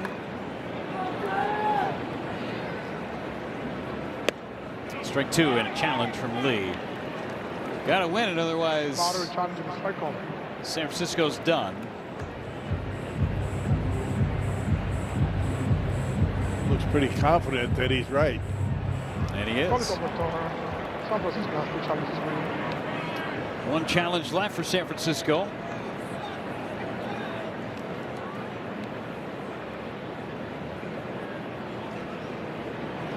Lee fouls it away. Chad Patrick getting loose in the Brewers bullpen. This could be it for Drowan. Might give him 4 innings and that's it. And then Chad.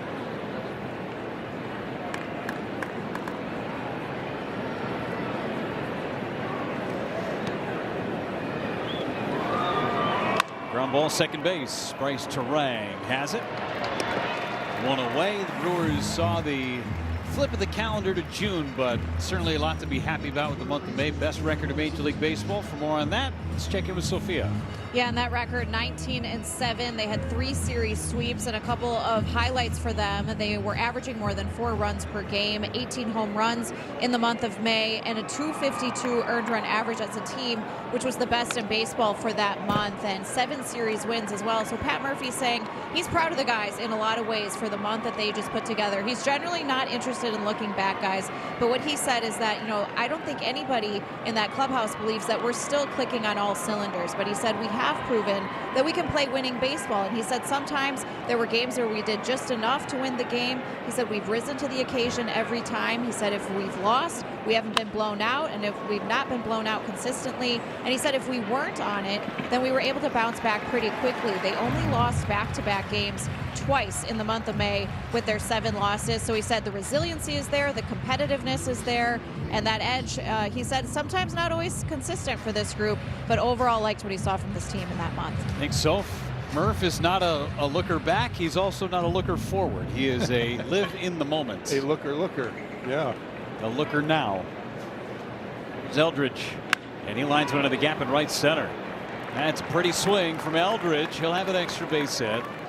Into second base he goes. The 2-out double. Remember in mid-April the Brewers had lost 6 straight. I think things kind of turned around for these guys pretty quickly after that. That was kind of a wake-up call for them. Nothing was going well. They lost 6 in a row, and since that time they've been good. March and April, 16-14.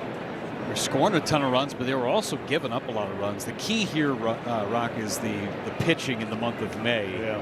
All those young starters, 12 wins coming from the starting rotation in the month of May. Just unbelievable. Guys coming up, getting the job done. I mean, Chad Patrick out of the bullpen. I mean, Mizorowski.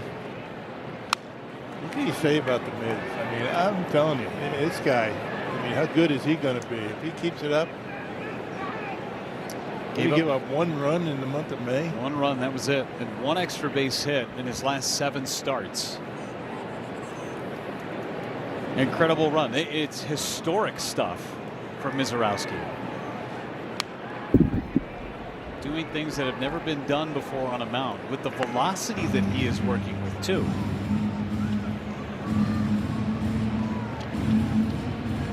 It's not just the velocity. It's breaking pitches, the change-ups every now and again. I mean, he's not walking guys and striking out a ton. National League Player of the Week for what he put together on Memorial Day and then yesterday in Houston.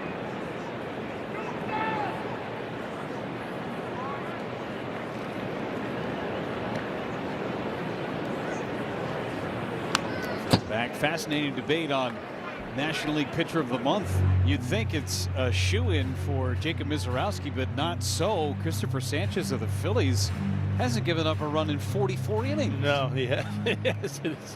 It's amazing how good some of these guys have been. Miz takes a bad seat to nobody.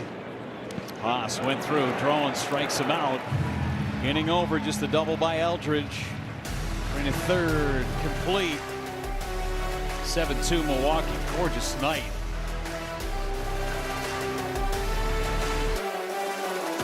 And a blue. Banking some beauty shots from our drone today. 7-2 Brewers over the Giants, bottom half of the 4th inning. Every Brewers RBI, Northwestern Mutual Foundation, funding 5 hours equivalent to $250. Childhood cancer research. Northwestern Mutual and the Brewers, proud to partner in curing childhood cancer. Yelich's strikeout and a walk.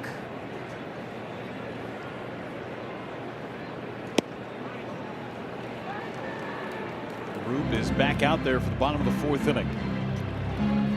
Again, he is providing some length for his bullpen. He was taxed over the weekend in Denver.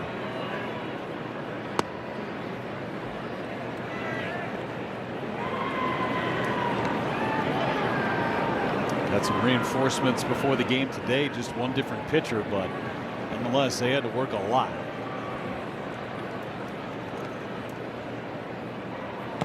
And it's low, 3-1. Yeah, Bruce been pretty good. He lost his last time out. That was against Arizona. 5 innings, 2 earned runs allowed, but he suffered a loss. He hasn't won a game since the end of April. But has pitched pretty well. Yelich bangs one towards the gap, and it'll fall in front of Cox. Yelich joins the hit parade.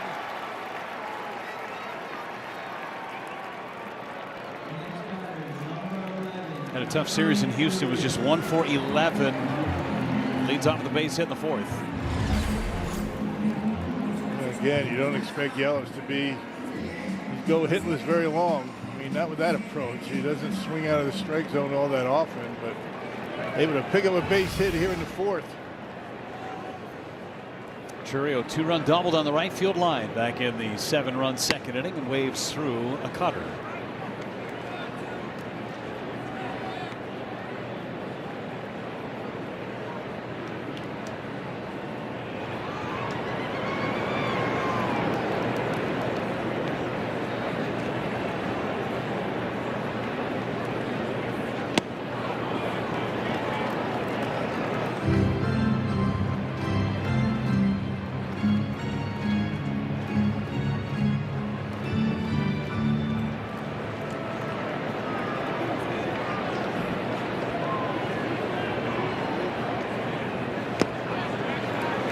Two balls and a strike.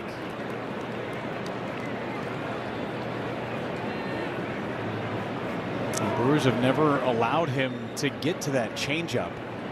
He's thrown it just 9 times in the game.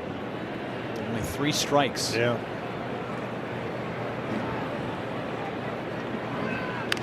Fouled away. Sinker's been moving pretty well tonight. That was a good pitch.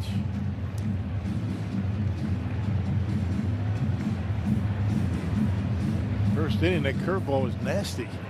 Hasn't been that way since.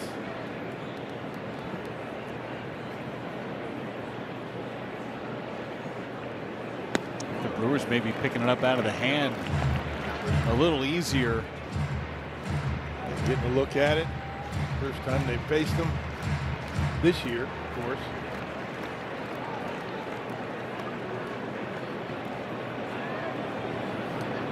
Runner goes on 3-2. It's down and away, ball 4.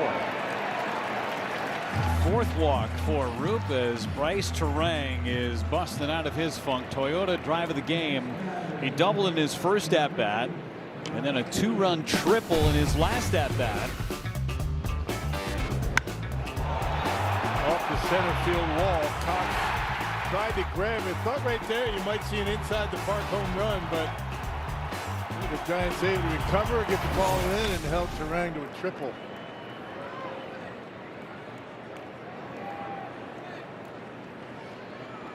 Terang takes up and away. He has blistered 2 against Roop.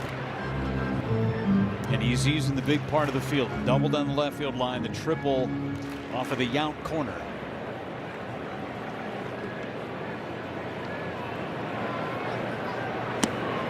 And that's where he likes to go. I mean, center field around the left field line. He is dangerous when he's looking in that direction, not really ever trying to pull it. All of his home runs are center to left. Yeah. Those are the big boy homers. And Roop is he's scuffling now. He's running on empty. Close to 90 pitches. The Brewers The only team in the big leagues this year to have multiple innings scoring 7 runs with no homers. Brewers now done it 3 different times. And that is ball 4, and they're loaded for Contreras. I can't imagine he's going to be out there much longer.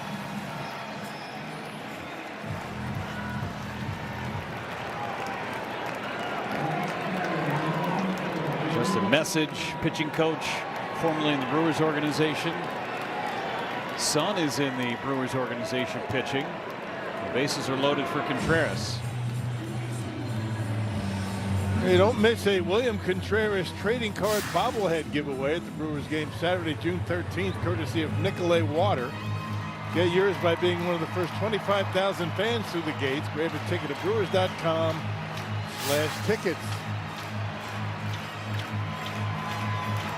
Bird's eye view of the ballpark, and Contreras coming up. Sacrifice fly back in the 7th inning. He capped the 7-run inning. The Brewers have had 13 base runners, 8 hits, 5 walks.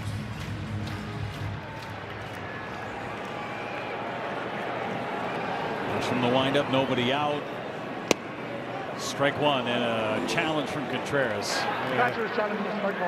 Ramon De Jesus did not call that very confidently initially. It was a late call, and I think he's trying to help him out. That was clearly down out of the zone.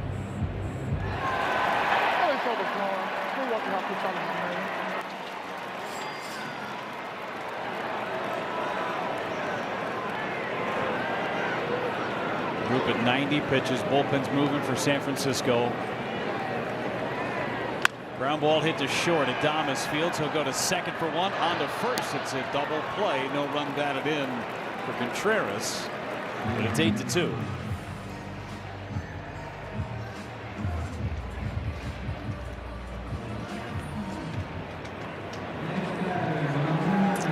Previously was 4 for 8 with the bases loaded was Contreras. Now 4 for 9.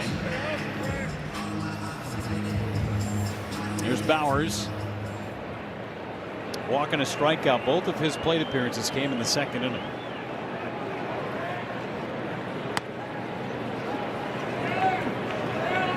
Bowers thinking about challenging again. He would have won. He had only challenged 1 time prior to today.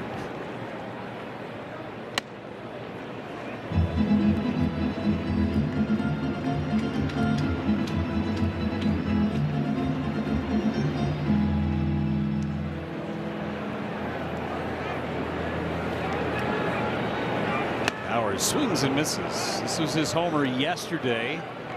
His 9th of the season with the opposite way. Wisconsin Lottery home run counter. Bowers leading the way for the Brewers with 9. Crawford boxes. You don't have to hit him hard or hit him far to get him out of there. Only 2 runs of the game.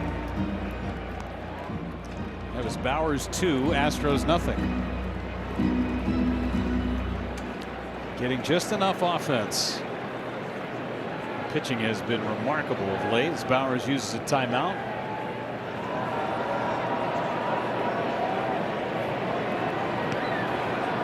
Looks like Drowan's night is done. Chad Patrick's ready in the Brewers pen.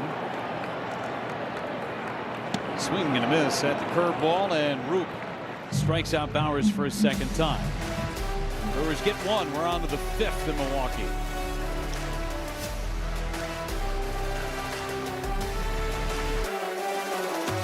Moderate to...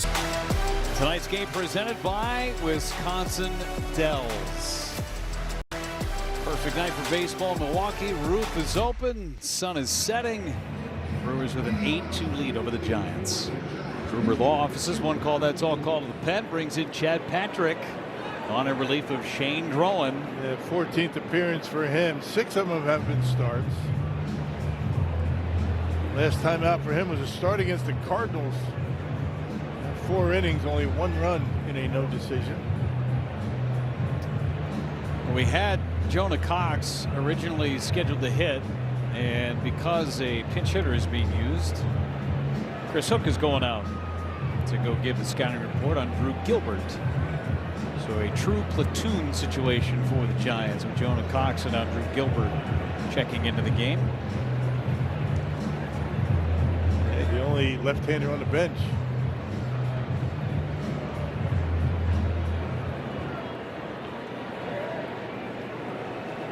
Drew Gilbert, who played his college ball at Tennessee, for his now manager in the big leagues, Tony Vitello. Swing and a miss.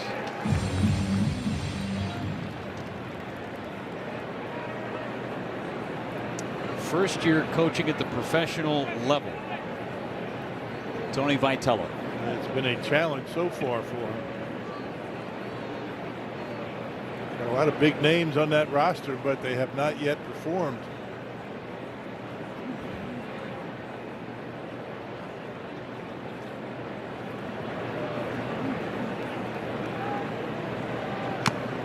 Fouled into the mitt of Contreras. The game is so different. It is played at such a different pace. Yep.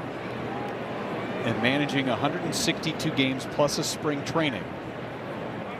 Different ball game. Yes, it is. It's more of a battle of survival in a major league season. Making sure your guys are getting rest. Not getting too high, getting too low.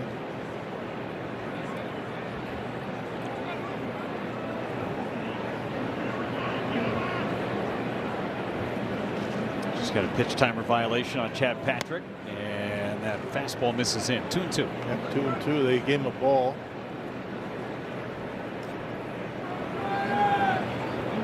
Patrick has been a true Swiss Army knife for the Brewers.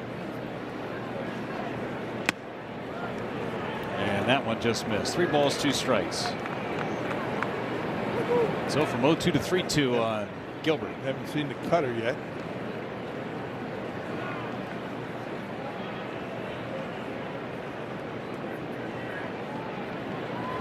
Foul back to the four-seamer. They have to get a new sized helmet there for Drew Gilbert. The thing pops off after every swing.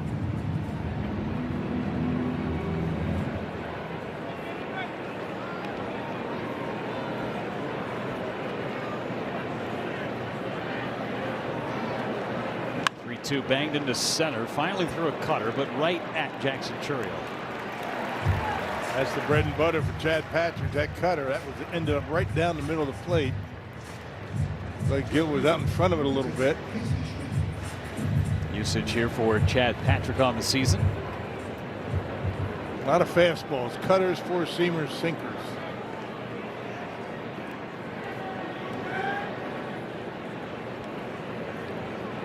Casey Schmidt.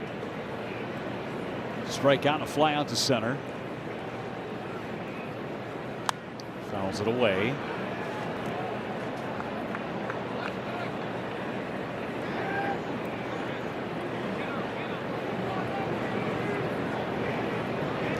He's forced the Giants' hand into playing him every day, trying to find a spot for him, because offensively they can't do without him.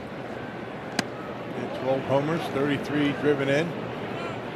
The bat plays, they say, in this league. Hit 8 home runs in the month of May, tied for the 7th most in the big leagues. Became the first Giant with 8 homers in the month of May since Barry Bonds. I was going to say. Bonds hit 10 back in May of 2002. Schmidt pops this one up. Anytime you're on a list in Giants history with a guy like Barry Bonds, you're doing something right. Or his dad. Fair. Willie Mays. Yeah, there's some good ones.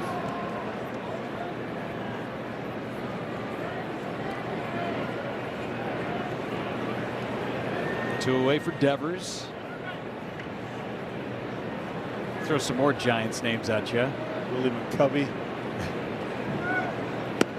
Cepeda. How about their analyst next door, Hunter Pence? Yeah, Hunter Pence. He had some really good years with the Giants. Part of a couple of World Series championships in 12 and 14. Buster Posey. He's running the show now. Yeah. Devers hit 14 doubles in May. There's Hunter.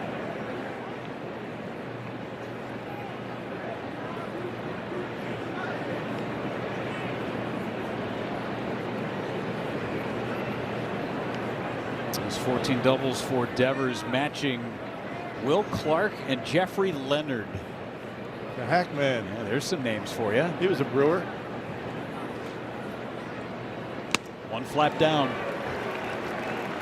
We were teammates for a short period of time. Are those stories for off the air or on the air? Some of both, I think. Okay, yeah, good. It's nothing bad.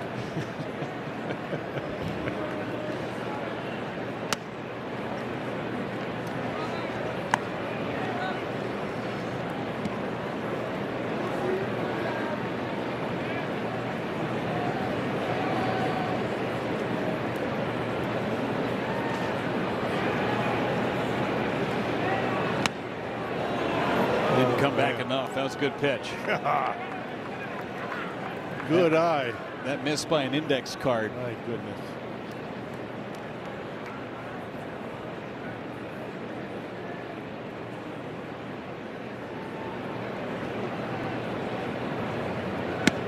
That's strike 3. There we go.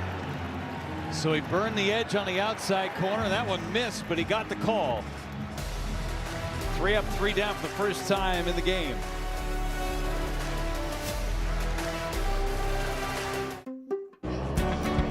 This Saturday, June 6th, you can join Brewers alumni, local high school athletes, and experienced coaches for a fun day of baseball activities for kids ages 5 through 12. This event is free and includes a free lunch for all youth participants. Kids will build skills, rotate through fun stations. They can also take photos with the mascots. Pre-registration is required. Space is limited. You can still sign up. Brewers.com/playball. Again, that is coming up this Saturday, June 6th at Barron Park over on Chase Avenue here in Milwaukee. That time is 9 to 11. The check-in begins at 8 a.m., guys. Don't want to miss it. 8 a.m. Let's go. Bells and whistles. Playing ball this weekend. Barron Park. 8 a.m. Andrew Vaughn is jammed, and it's right to Eldridge.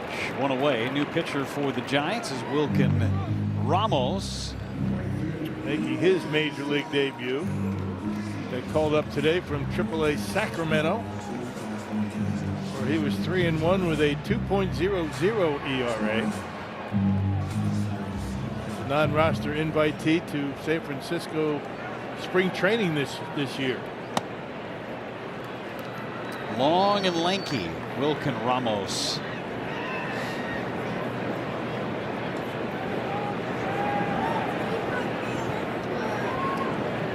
.6'6", 190. And he wears his pants like Hunter Pence used to, where you roll them up above the knee. Yeah. Of course, Hunter, I think, had shorts on. Those could be shorts. Yeah, they could be. You're right. You're right. Half swing, and Frelick went around 1-2.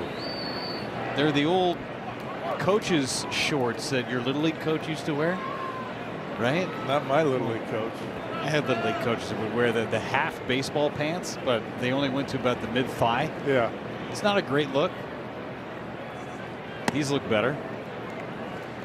But this is becoming a thing where guys are rolling their pants up higher than their knees. Yeah. More comfortable, I guess, right? I don't know.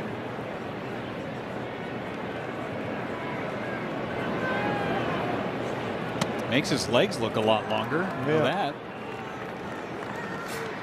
Well, the baseball pants were designed way back when to stop at the knees so that it showed the umpire where the knees were for the strike zone. 3-2 hit into the corner. Sal Frelick, his second hit of the game, makes a big turn. He's going to try for 2, and he's going to be in there. Second double of the game for Sal.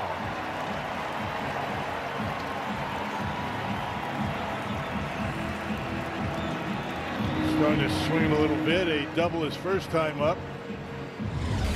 Hit the ball hard. It ground out. Ended up as a double play. His next time, how about that curveball? He stayed back on it and able to rip it into the corner. And with his good speed, able to beat it at second base. You got to be thinking double right out of the box to be able to get a 2-bagger with a ball like that. Rengifo now, and he takes low. Sal almost overslid the bag. A lot of momentum there. Stopped himself with the feet.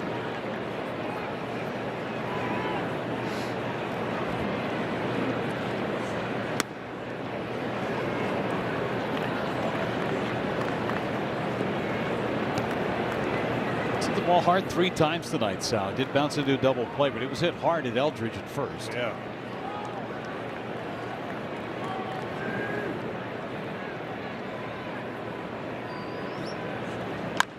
Chopper hit to short. Adames throws him out. Hey, bring the family to the Brewers game Sunday, June 14th, and get a Sliding Sal Frelick jersey. That's a giveaway for the first 5,000 kids through the gates. It's courtesy of Joy.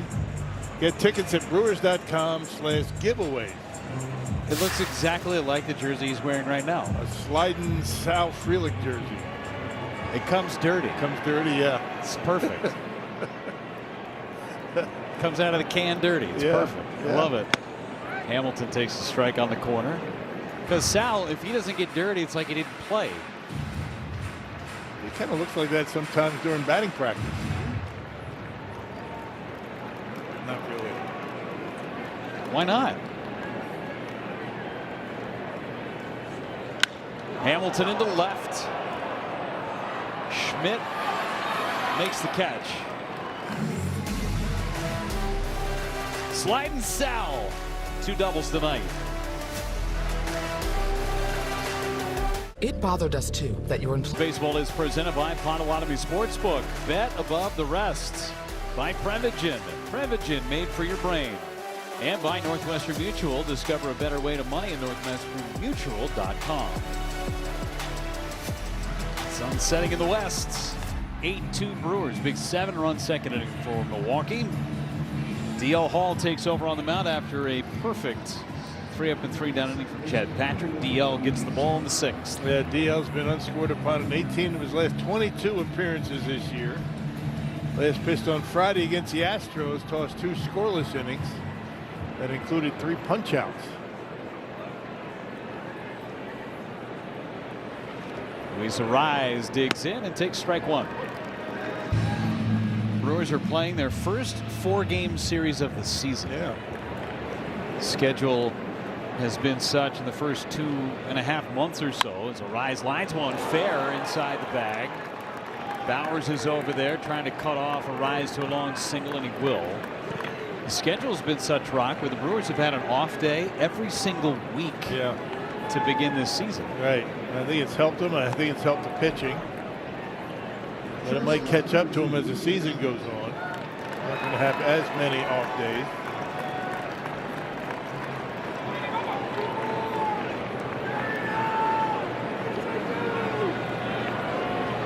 Willie Adames.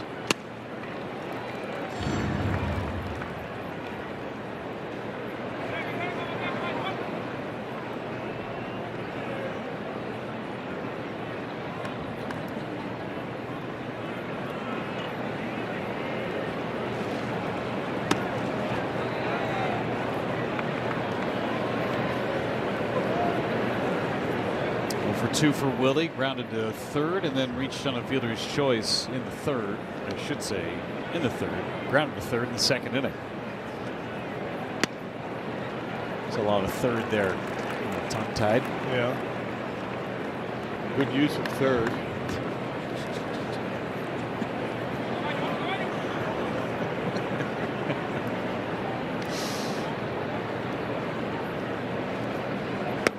Struck him out. Good curveball. That's the 3rd strike.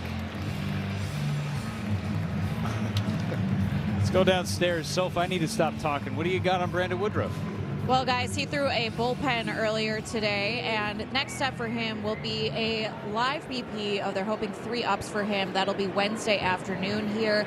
And then they'll figure out how the next steps will look from there, because remember the last time he threw a live, just had a little bit of soreness there, so they took some extra days for him to bounce back. They want to see how he bounces back from this effort. The idea would be to get him hopefully around 60 pitches. So things are going in the right direction for Brandon Woodruff overall. We'll see kind of how he slots in here moving forward.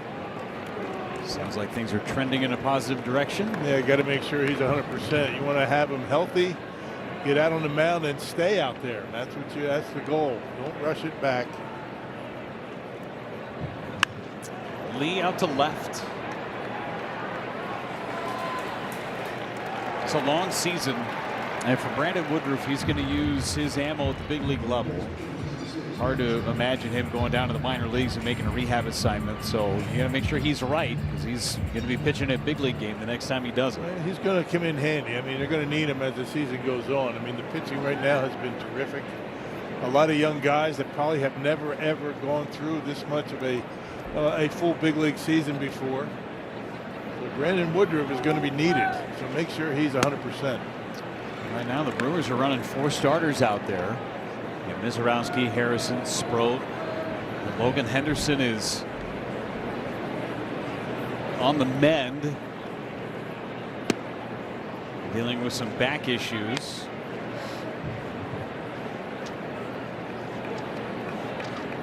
Coleman Crowe still available for the Brewers. It's amazing how deep this organization is. And that was the goal. For the Brewers going into spring training, organizational depth. Matt Arnold made sure of that. Fouled away by Chapman.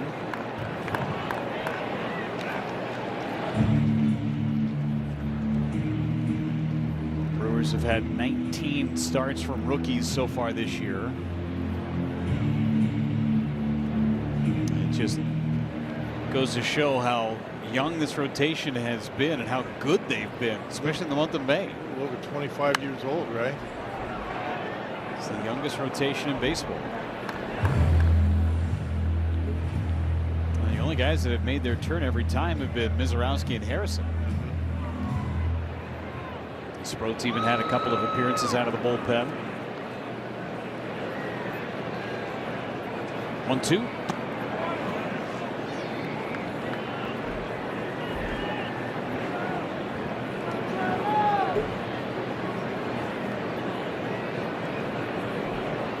Those big 3 starters, bullpen between these 2 different teams, no comparison. No.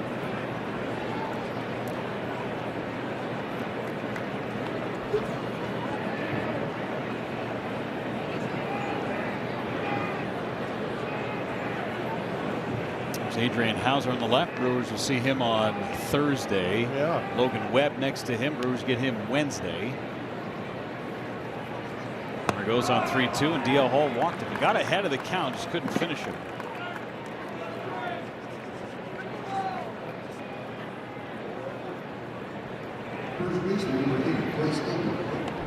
Bryce Eldridge doubled his last time into the right center gap. Long ball here makes it interesting.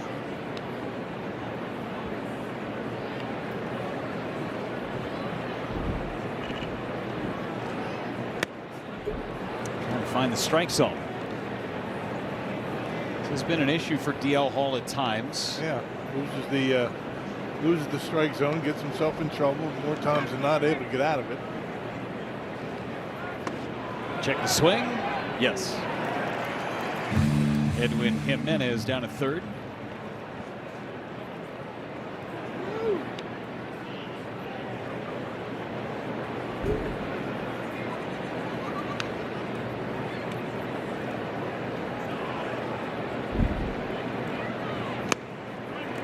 Down Broadway, 1-2. Yeah, he'd like to have another crack at that one, Eldridge. Wow, let that one go. Maybe looking breaking pitch again.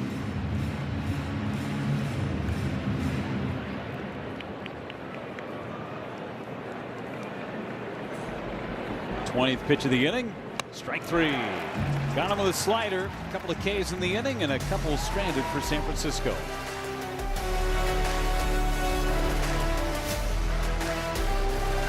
And Bloom. 8-2 Brewers. Bottom of the 6th inning. Wisconsin Lottery Powerball home run leaderboard. Bowers a 2-homer lead over Bryce Turang. Sanchez right there in the middle with Contreras and Yelich each with 4. Yelich leads it off against Wilkin Ramos in his 2nd inning of work. And strike 1 on Yelich. Did you have those guys leading the team in home runs to start the year? Not if my money was on it. No. But the way Bowers ended the season last year, the way Turang certainly was in August, you could make the argument for Turang definitely. Right. You probably figure Yelich would be up there and Churio.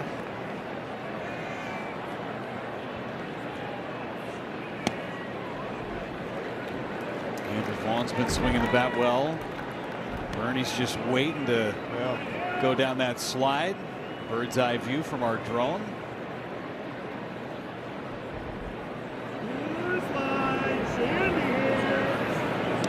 Skips in the dirt.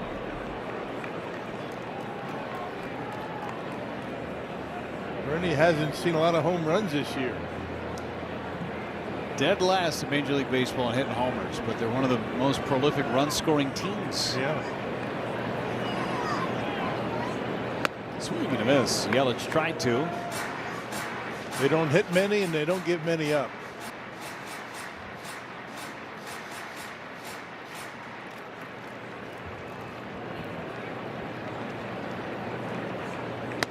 Struck him out.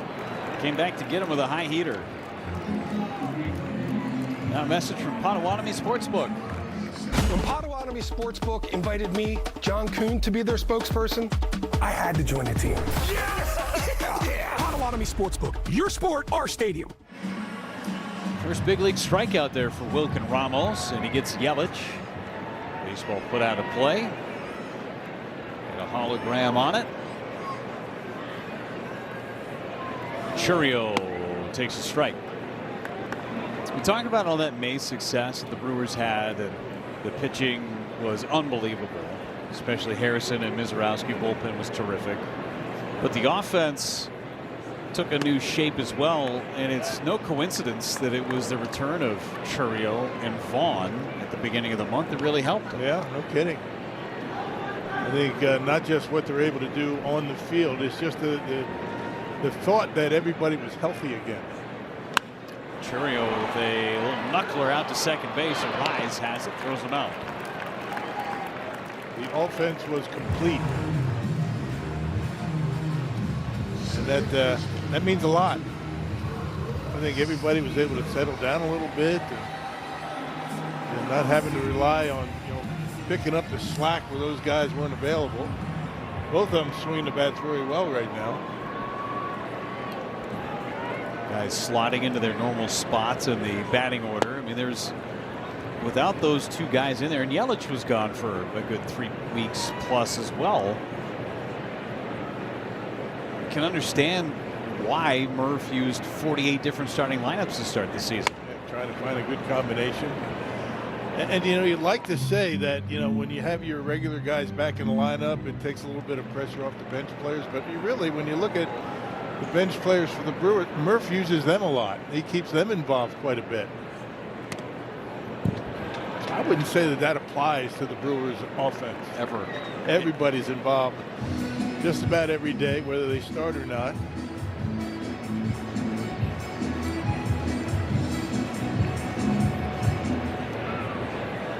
You might not start the game, but you're going to go in defensively more often than not. As Terang draws a walk, he is on for a 4th time. 2 hits and now 2 walks. Brewers have had a man on in every inning, and it's Contreras. He's the only guy that has not reached base safely for the Brewers tonight. 6 walks now for the Brewers offense. 6 walks, 9 hits. A lot of base runners. That's a 15. That's 2 pegs in her cribbage game. Swing and a miss by Contreras.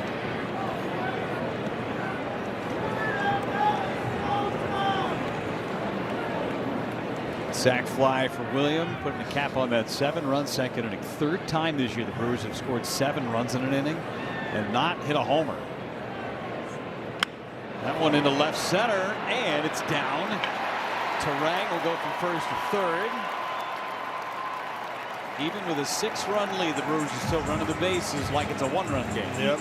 I mean, with 2 outs, running on contact, and Terang able to easily get into 3rd base after the 2-out walk. So Contreras joins the hit parade. He's got a base hit now and an RBI. They sac fly his 2nd time up. Shot from our wire cam presented by Potawatomi Sportsbook. Continuing to put pressure on the defense. Bauer's a walk and 2 strikeouts.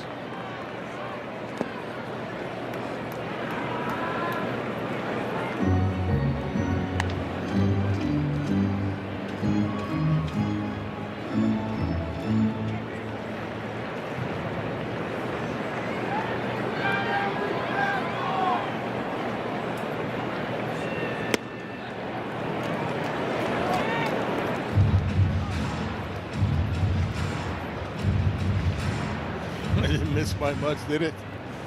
Man, so close. Those have been called tonight. Yeah.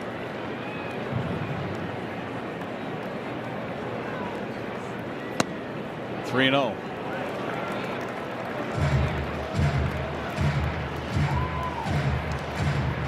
Getting close to another bases loaded situation. Brewers have had the bases loaded a number of times in this game already. That's in there. 3-1.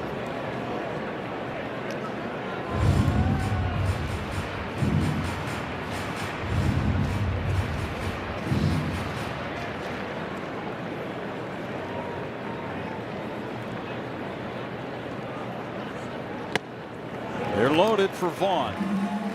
All this with 2 outs.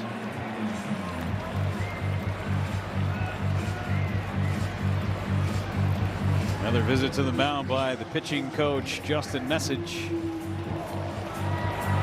that the 3rd time the Brewers have had the bases loaded? 3 different innings, right? 3 different innings for sure.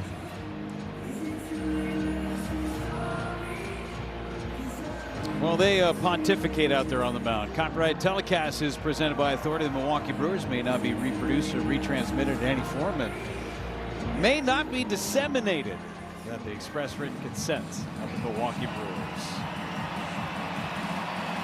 Gorgeous night in Milwaukee.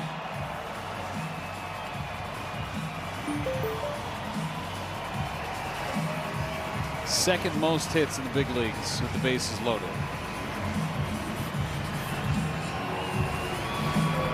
Twins #1 in baseball these days, huh? How about that? Vaughn takes down and away. Vaughn is 0 for 1 with the bases loaded this season. One of the hottest hitters on the team, had an infield single back in the 3rd.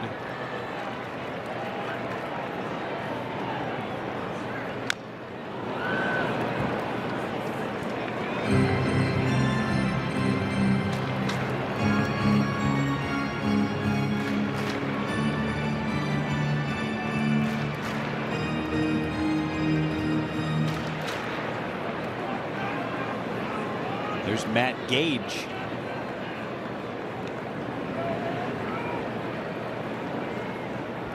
Three lefties in that bullpen for San Francisco.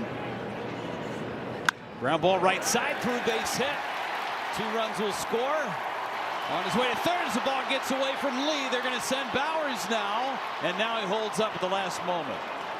2 runs come across on the hit by Vaughn. How about Vaughn? How hot is he? Opposite field, base hit. Big hole between 1st and 2nd. He finds it, and 2 runs are in. Hey, Bowers, Matt Erickson was waving him around, but he didn't see him. Not sure what Bowers was looking at, but he stops at 3rd base. That is just a beautiful piece of hitting by Vaughn to drive in a couple of runs with 2 outs. Brewers with 10 runs on the board. Frelick looking for more. He's already got an RBI double. 10-2 Milwaukee. And again, they have not hit a homer. Got close.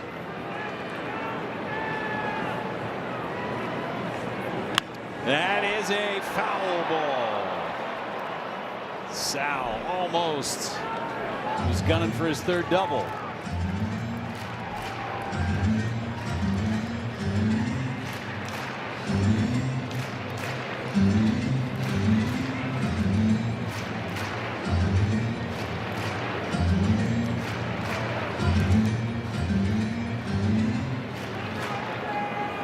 Two on Sal Frelick. In and out of the glove and foul. He looked back almost as if it was going to be a catcher's interference again. Yeah, think about it. This inning started with 2 outs, nobody on. Walk, single, walk, single. Typical Brewers inning.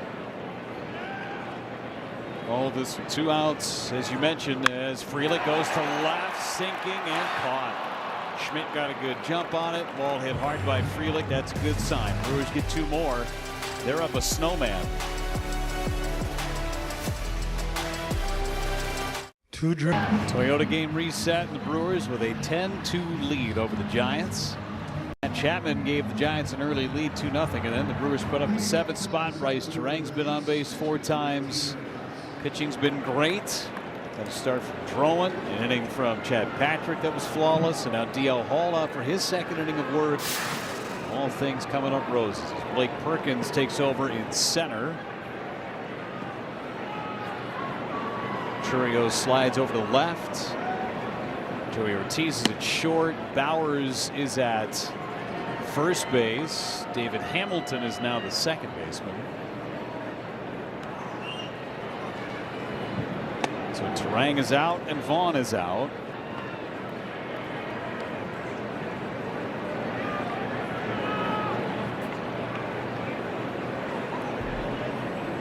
Good day's work for Andrew Vaughn.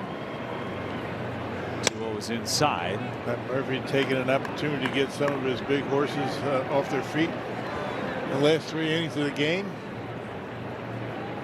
That's such a big deal.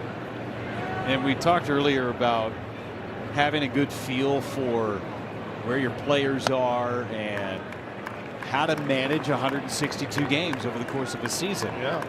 And it's 3 innings here or a couple of innings there. Pat Murphy not happy with a leadoff walk on 4 pitches to the number 8 hitter. Now it's Drew Gilbert. But those innings, they have a cumulative effect. Well, and again, it's just not the physical fatigue that we're talking about. I mean, it's the concentration throughout the game, the at-bats, the defense, always being mindful of what's going on. So you give these guys 3 innings off, they're able to relax, go back into the clubhouse, grab something to eat, watch the game, and just kind of take a mental break, which I think is a lot more important than the physical break.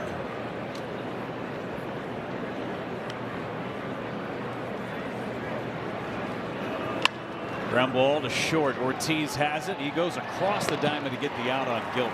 Good Nobody's idea. at second base. Yeah, good idea. I mean, Hamilton was on his way to second. It might have been close, but why bother?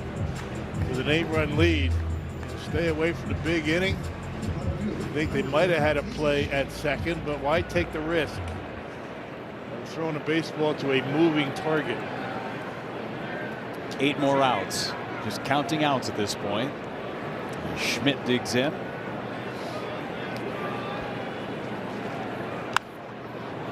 Schmidt over 3.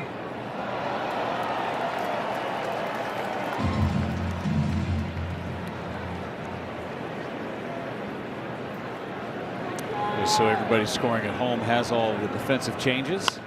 Schmidt off the end of the bat, shallow center, out Hamilton, over the shoulder, makes the catch. My goodness. Oh, man. What a dead sprint from Hamilton, and he makes the play. The only guy that had a shot at it, Perkins wouldn't have been able to get there. How about that play by David Hamilton? Wow, it doesn't get any better than that. That's our Aurora Healthcare defensive play of the game. A David Hamilton beauty out in the short center field.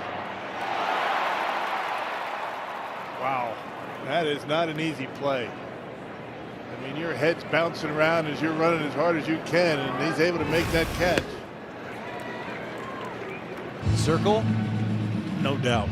Yeah, Just 2. check it. 2 circle. I do too. Double circle worthy. Yeah.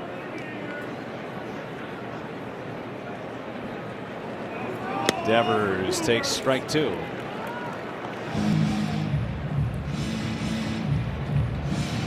Brewers have allowed just 2 hits since the 2nd inning against this Giants offense.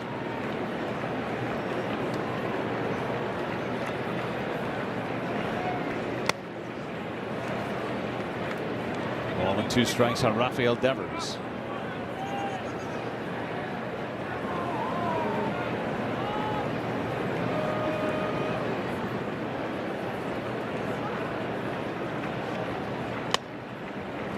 Two balls, 2 strikes. Baseball didn't have a strike in it, so let's get a new one.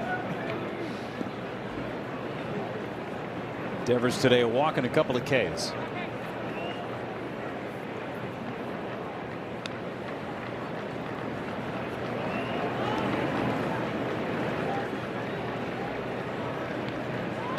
Fouled it away.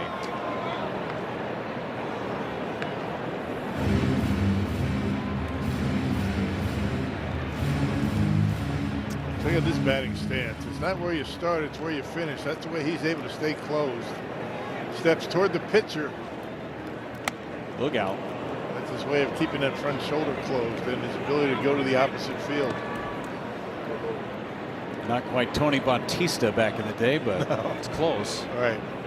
It's almost out of the batter's box.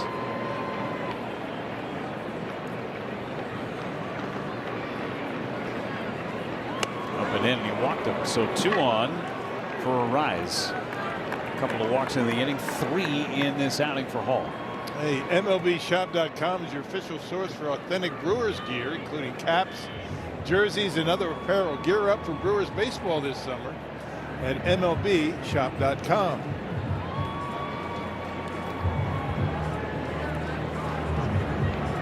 That's a third walk issued by D.L. Hall, and with a big lead like that, that's the last thing Pat Murphy wants to see.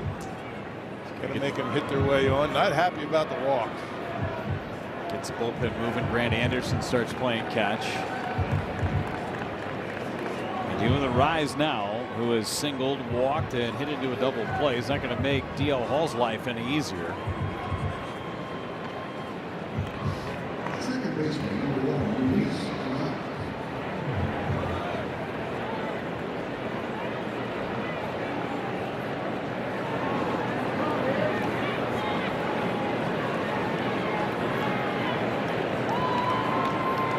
Hall's ready to work. And first pitch strike.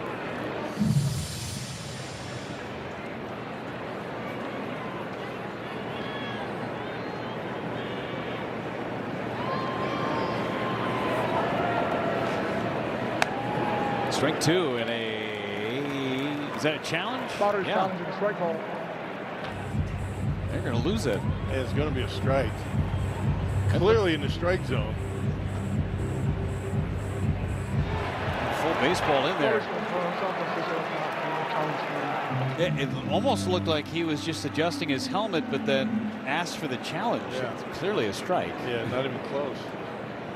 So it's 0-2 on a rise. I don't believe any more challenges left for the Giants. And did he go? Did not.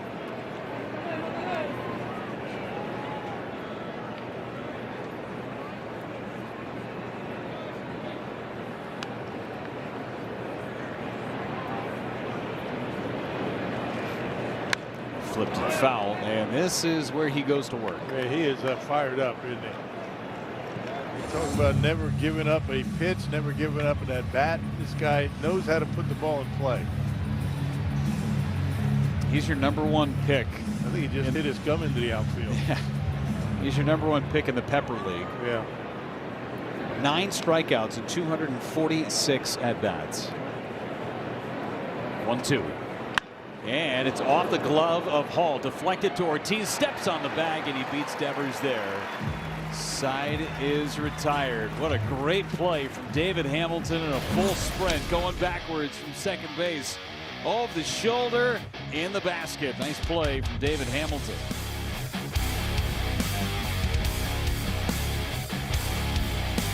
Hey, better. Bernie's $300,000 journey takes over Potawatomi. In downtown Milwaukee, we're at the Gruber offices. One call, that's all. Sports Desk. Stephen and Vinny here with you. And Vinny, the offensive outburst we were expecting to come eventually for the Crew. 6 different Brewers have driven in a run. Yeah, and just 9 runs total in the series against the Houston Astros. And if you're an opposing pitcher, do you really want to face this Brewers team? Landon Roop's ERA goes from 3.30 to now 4.22. So this is what that Brewers offense can do to you. Coming up on Brewers postgame presented by Freighter and the Medical College of Wisconsin, we'll talk about the big offensive night for the Crew, including a 7-run second inning. Jeff, can Pablo come back tomorrow?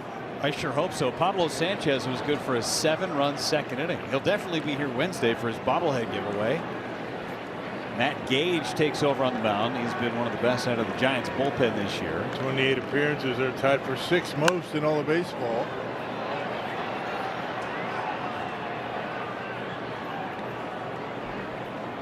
A lot of sliders. He's got a splitter.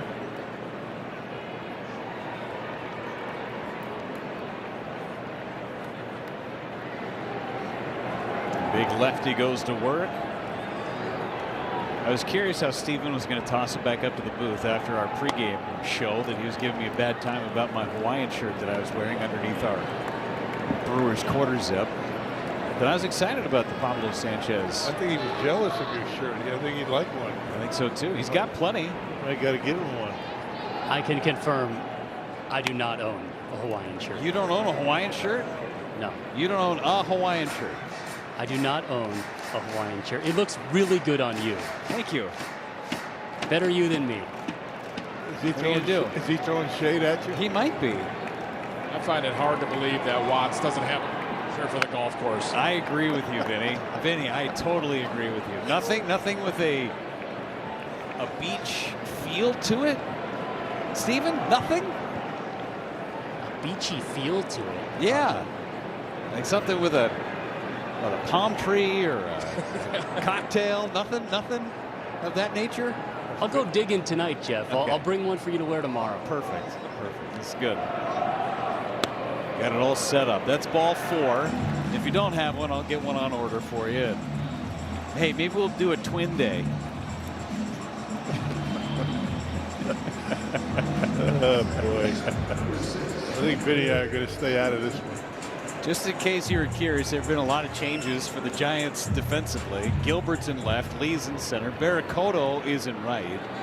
Buddy Kennedy just up is now at third base, and Schmidt is at shortstop. So Adames gets the rest of the night off as Hamilton swings and misses. The crazy thing is that Willie Adames yesterday in a 19-run, 25-hit output played the entire game. Yeah. Did not get any time off. But now down by 8. Gets the rest of the night off. Hamilton banks one into right center for a base hit. Rengifo goes from first to third. Hamilton with another knock. Bottom of the order has been pretty good tonight.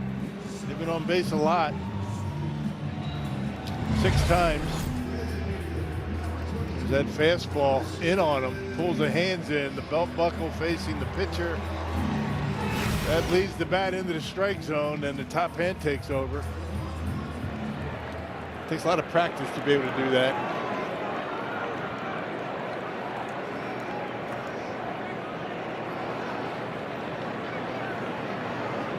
Yelich takes up and in from Gage, and a new baseball being asked for. Game 2 of this series coming your way tomorrow. Kyle Harrison will face his former team. Trevor McDonald, the rookie for San Francisco, goes to the Giants. Yelich, shallow right center base hit. Rengifo scores. It's 11-2.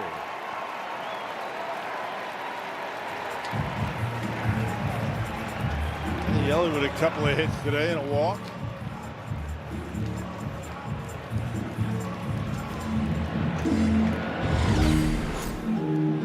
Another fastball. This one again in on Yelich. And once again, Brewers able to pull the hands in and get enough of it to dump it into center field. David Hamilton busting around those bags.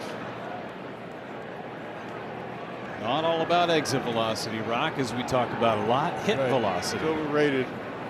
Swing and a miss.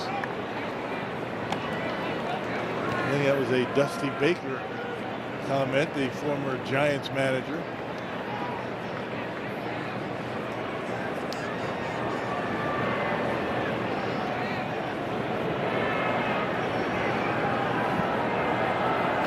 That's base hit through the right side. Churio drives in another run, and the Brewers have put up a dozen.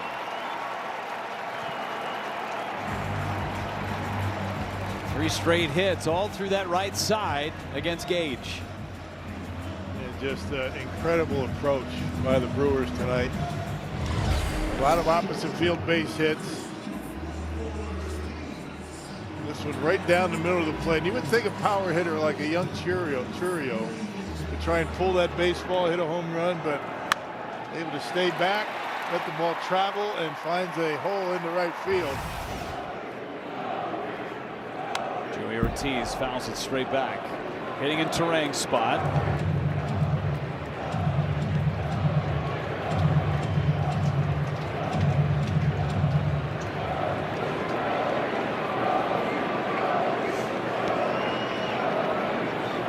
Still nobody out against Gage, who's had a sensational season so far.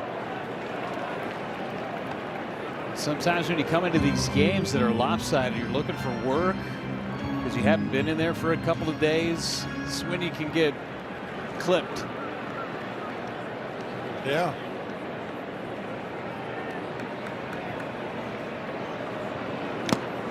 This is one of these games where Eric Thiessen and Dan Vogelback, the hitting group, they got to have big smiles on their faces with the approaches these guys are putting on the baseball tonight. Opposite field hitting, taking their walks. They've walked a ton. 14 hits, no home runs, and 12 runs in. It's fouled back, and they've only struck out 5 times. 8 walks. Rock, I'd say that their facial expressions tell you that they are tickled pink with the. They don't look happy. There you go. There you go. There's a smile briefly. Yeah, it skips in the dirt. Haas never given up. 2 balls, 2 strikes. The thing about being a hitting coach, Rock, and you know this too, your job is never over. So they'll get to work. As soon as this inning ends, they'll get to work for the bottom of the 8th inning. Hitting coaches, pitching coaches, I mean, the hardest working guys on the field. And their success is completely dependent upon everybody else.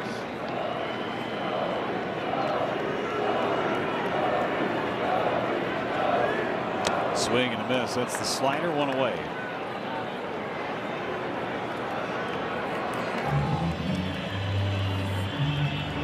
Contreras 1 out of 3 with a run batted in and a run scored. 12-2 Brewers.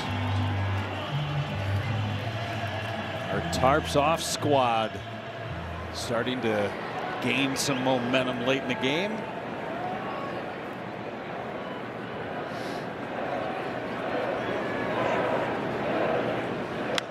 Contreras pops it up mile high. See if they call an infield fly. They will. 2 away.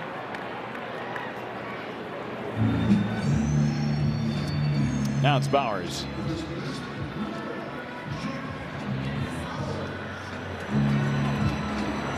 Nearly 30,000 in the ballpark on a Monday night. Yeah, good crowd. A lot of schools out of session already. Summer's still going. Weather's good. Great place to be. Watching a first place team.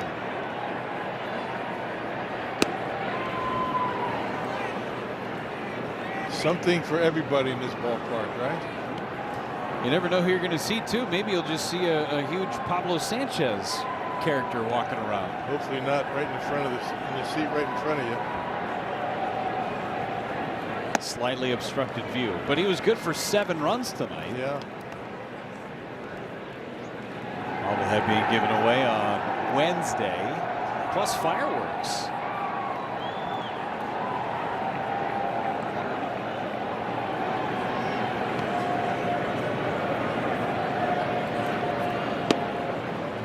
And 1 on Bowers. Gonna lock that bobblehead up when we leave tonight. Oh yeah, definitely. You know bobblehead's still here. You know who's in the ballpark? I do. Vinny's working all 4 games. The giveaway vulture. We're going to see a VR on the bottom of this thing tomorrow, trying to claim it. There's no way. Here's the bobblehead. See, this is coming up on Wednesday. Bat goes in his hands like that. See, there you go. Across his bat. Rock styled in. He knows. Nice size helmet. It's huge. This is at least a 9. Not regulation size helmet. Can I see a 6-pack in that helmet? You could have fit 4. You could have put 4 kegs in that dude's helmet. Look at this. His little side shuffle, sitting down. No, he didn't even fit in his seat. Poor people behind him. Yeah. Who's playing? Bases are loaded again for the Brewers. 4th time in this contest. And Perkins takes a strike.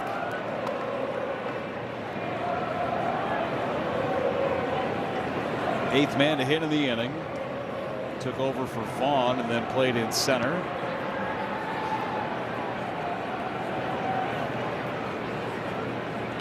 Hit it foul.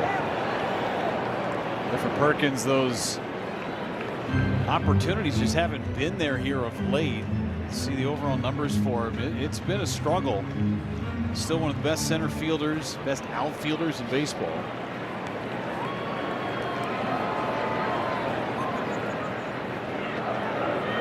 And a line drive into left field. It's going to be caught. And a lot of those tough luck outs for Blake Perkins too. Brewers get a couple. Go to the 8th inning.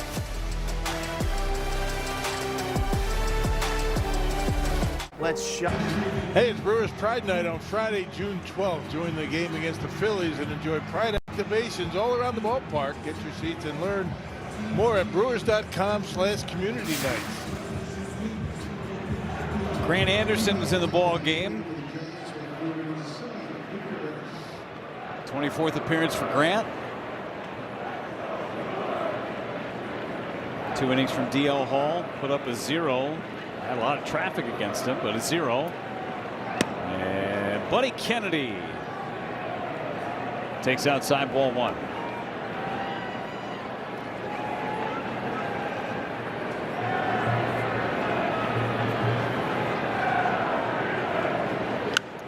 Foul away right side as our tarps off squad is starting to go through the roll call.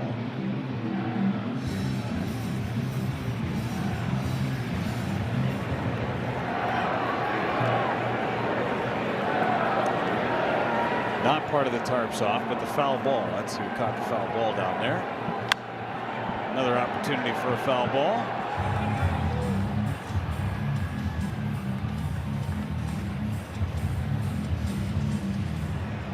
Pick it up as soon as it stops rolling. Good idea.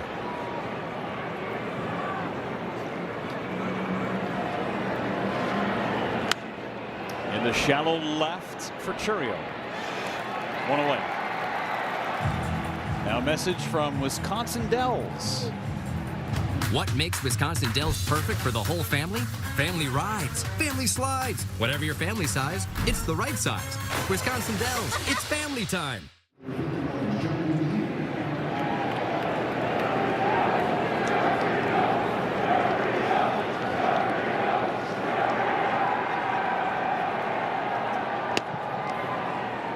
Ball on Jung-Hoo Lee.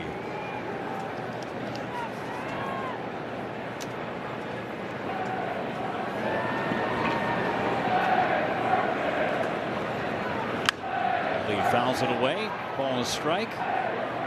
Give some special thanks to our statistician tonight. Megan's doing a great job for us. She got so nervous.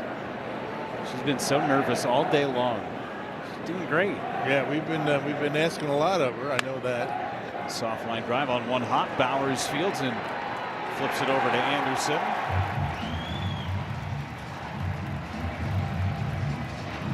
Don't get nervous, Megan. We're going to show you on TV. So, hey, there she is. There's Megan. Nice job. Wasn't as bad as you thought, is it? No, it's a lot easier. Pretty easy. It's a lot easier than working for our PR department. I know that. A lot less running around, that's for sure. Yes, for sure. Megan Kendall up here today joining us. Ground ball on one hop to Ortiz. And that's going to do it. Victor Barracoto rounds out. We go to the bottom of the 8th inning. 12-2 Brew Crew.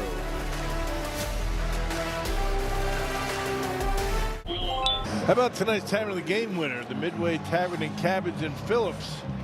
They call the Brewers by 10 o'clock tomorrow. They get 40 tickets to a Friday night game in the Miller Lite Beer Pen. This offer courtesy of the Tavern League of Wisconsin and Miller Lite. We got a position player pitching. Buddy Kennedy, his first big league pitching performance, and skips that one in the dirt. Listed as a changeup. This is his 68th career game. In his big league career, first time ever pitching. Frelick pops it up. Gilbert puts it away for out number 1.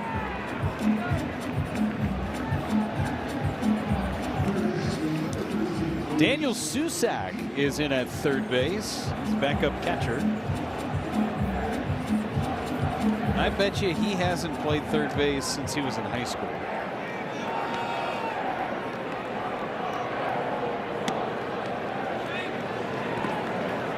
Susak, whose brother Andrew played for the Brewers back in 2016.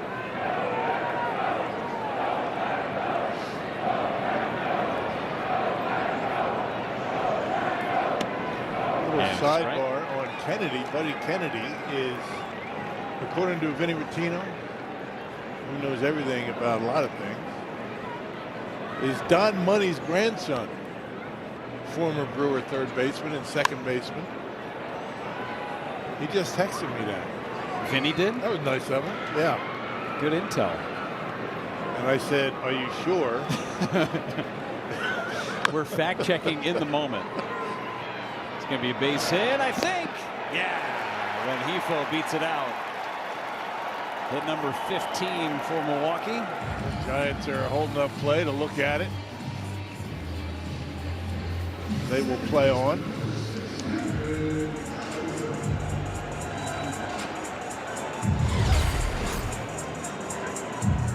He beat it. Yeah.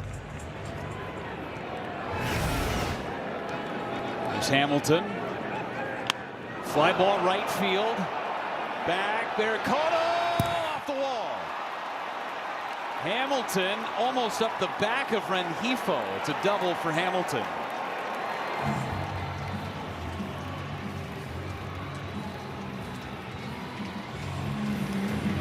Hitters really would prefer not to have to face position players. They really are no win.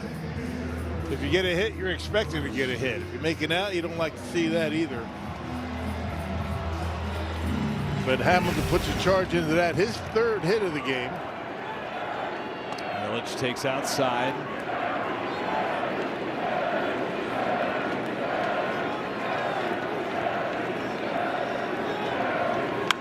Hits down the left field line. Slicing foul. He knew it off the bat.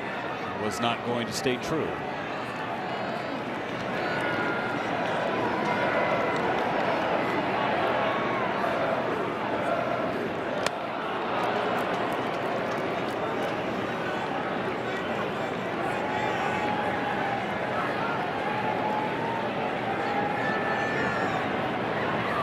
Stopping play for a moment. Baseball got loose on the field.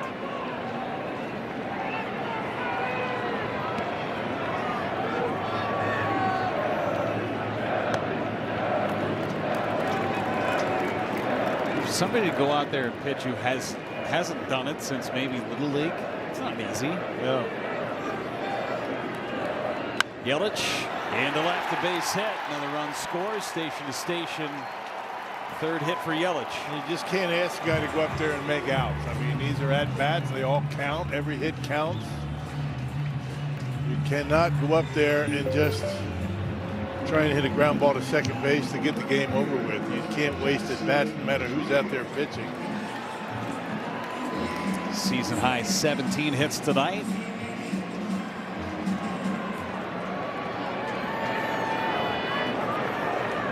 Churio hits it foul.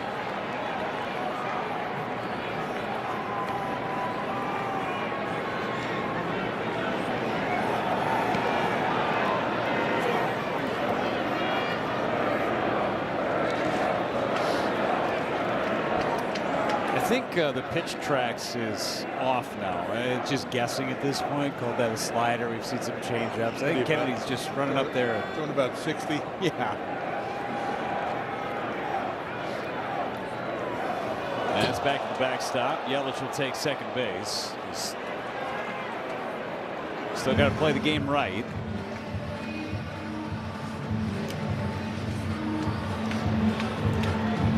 Don't rub it in, but you got to play the game right. Yeah, you just got to, you take your at bats, take bases when they're afforded to you.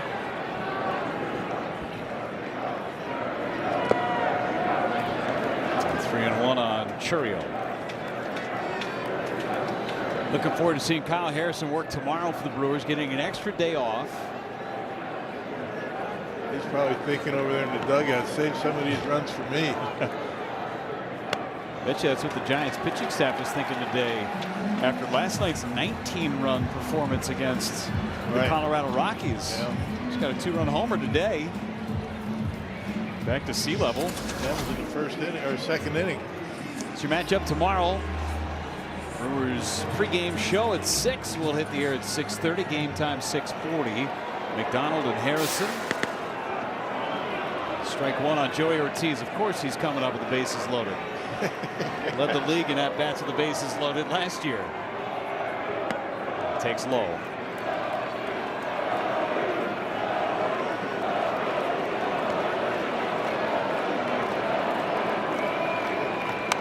And that one is foul.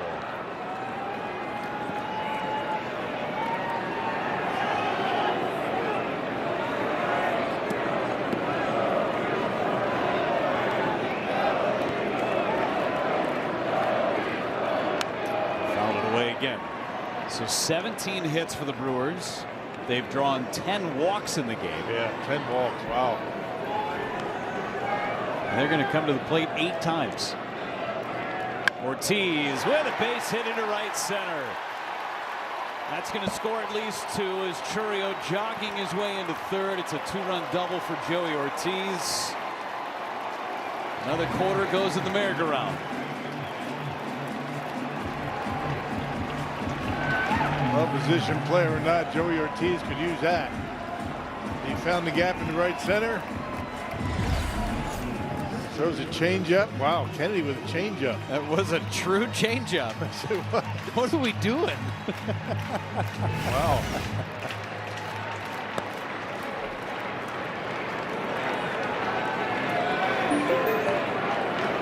"15 runs tonight are a season high."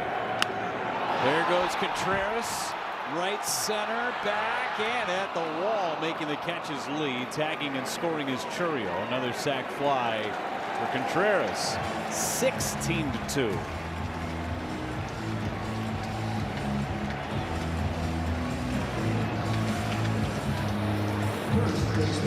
Eighth man to hit in the inning is Jake Bauers.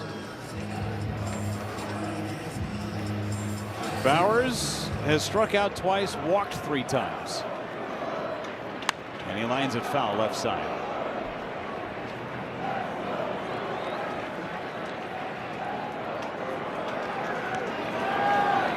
Brewers have their bullpen moving. Jake Woodford is playing catch in their pen. He'll get the 9th.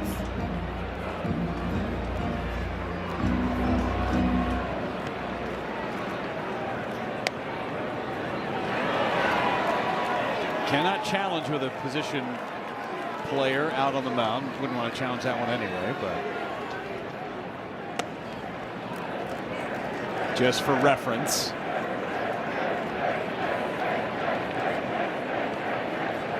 Two. Full boat, Perkins on deck.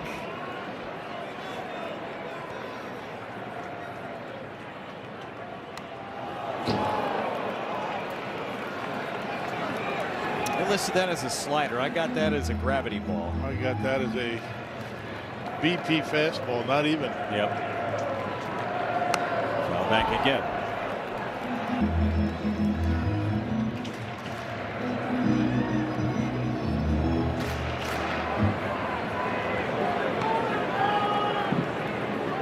That's ball 4. So Bauers draws his 4th walk of the game.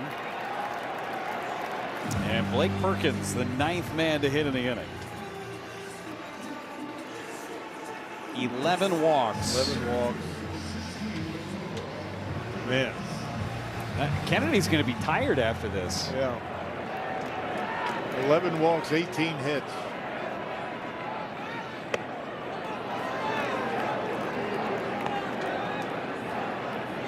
Kennedy just up. He's first game back in the big leagues. Perkins pops it up right side. Eldridge even at 6'7", not tall enough to pull that one back.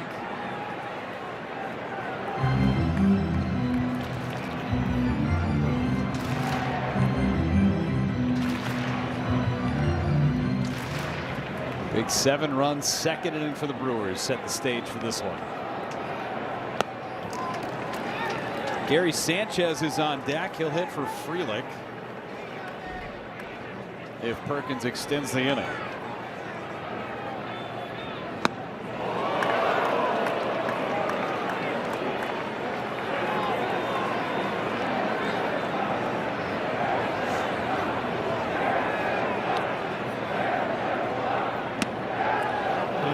Balls and 2 strikes.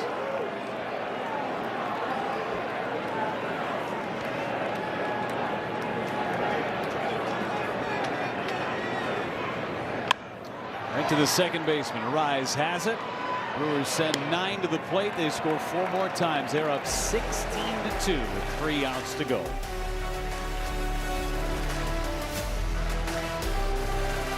Right in your home.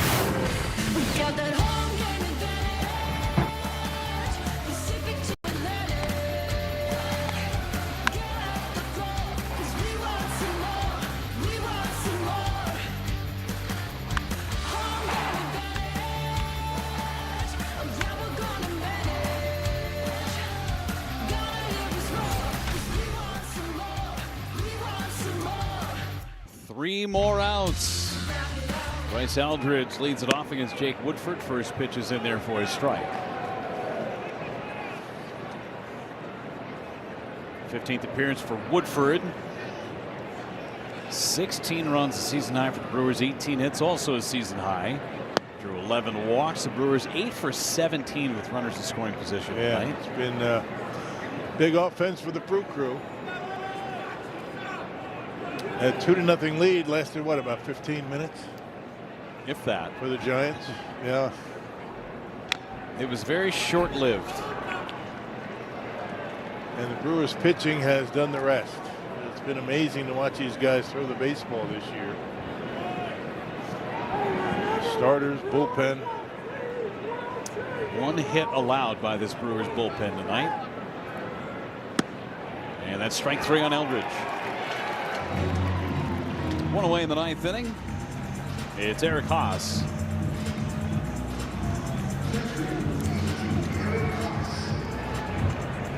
Saw a little bit of everything tonight. Yeah. Position player pitching. Pablo Sanchez showed up. Sparked a 7-run rally. Great catches. Clutch hits. And all without the Brewers hitting a home run. I know it, right? 16 runs with no homers. I mean, it's incredible. I mean, to think about it in this day and age, where you see a lot of home runs.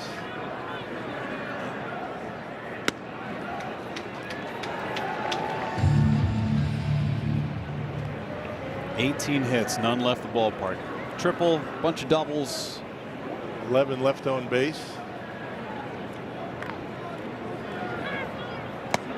You know, the trickle-down effect from a weekend series in Colorado where if you're the Giants, none of your starters win more than 4 1/3 innings. That bullpen is tired. And then again, this is game 1 of a 4-game series. Yeah, Rook won 4 innings here. To first base, it's a foul ball. Cue shot. Just missed the bag.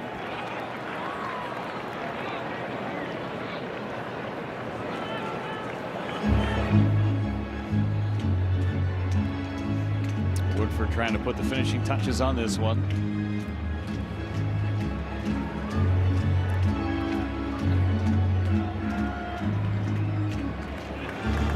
And tomorrow, as we've talked about, Kyle Harrison's going to start for the Brewers. It'll be his first appearance against the team that originally drafted him. 4th-round pick. Traded him to Boston in the Devers deal. Haas fouls it away. And Ms. Rouse is getting all the headlines and all the press, deservedly so, no doubt about that. But I'll tell you what, Kyle Harrison takes a back seat to nobody. I mean, he's pitching just as well as far as that earned run average goes. Doesn't have the big fastball, but he has been terrific. Swing and a miss, and Haas is gone. 2 away in the 9th. It's going to be a show tomorrow night. The Brewers will get the rookie Trevor McDonald. Here's Drew Gilbert, 0 for 2, came on in the 5th inning. Kyle Harrison, 6-1, a 1.57 ERA.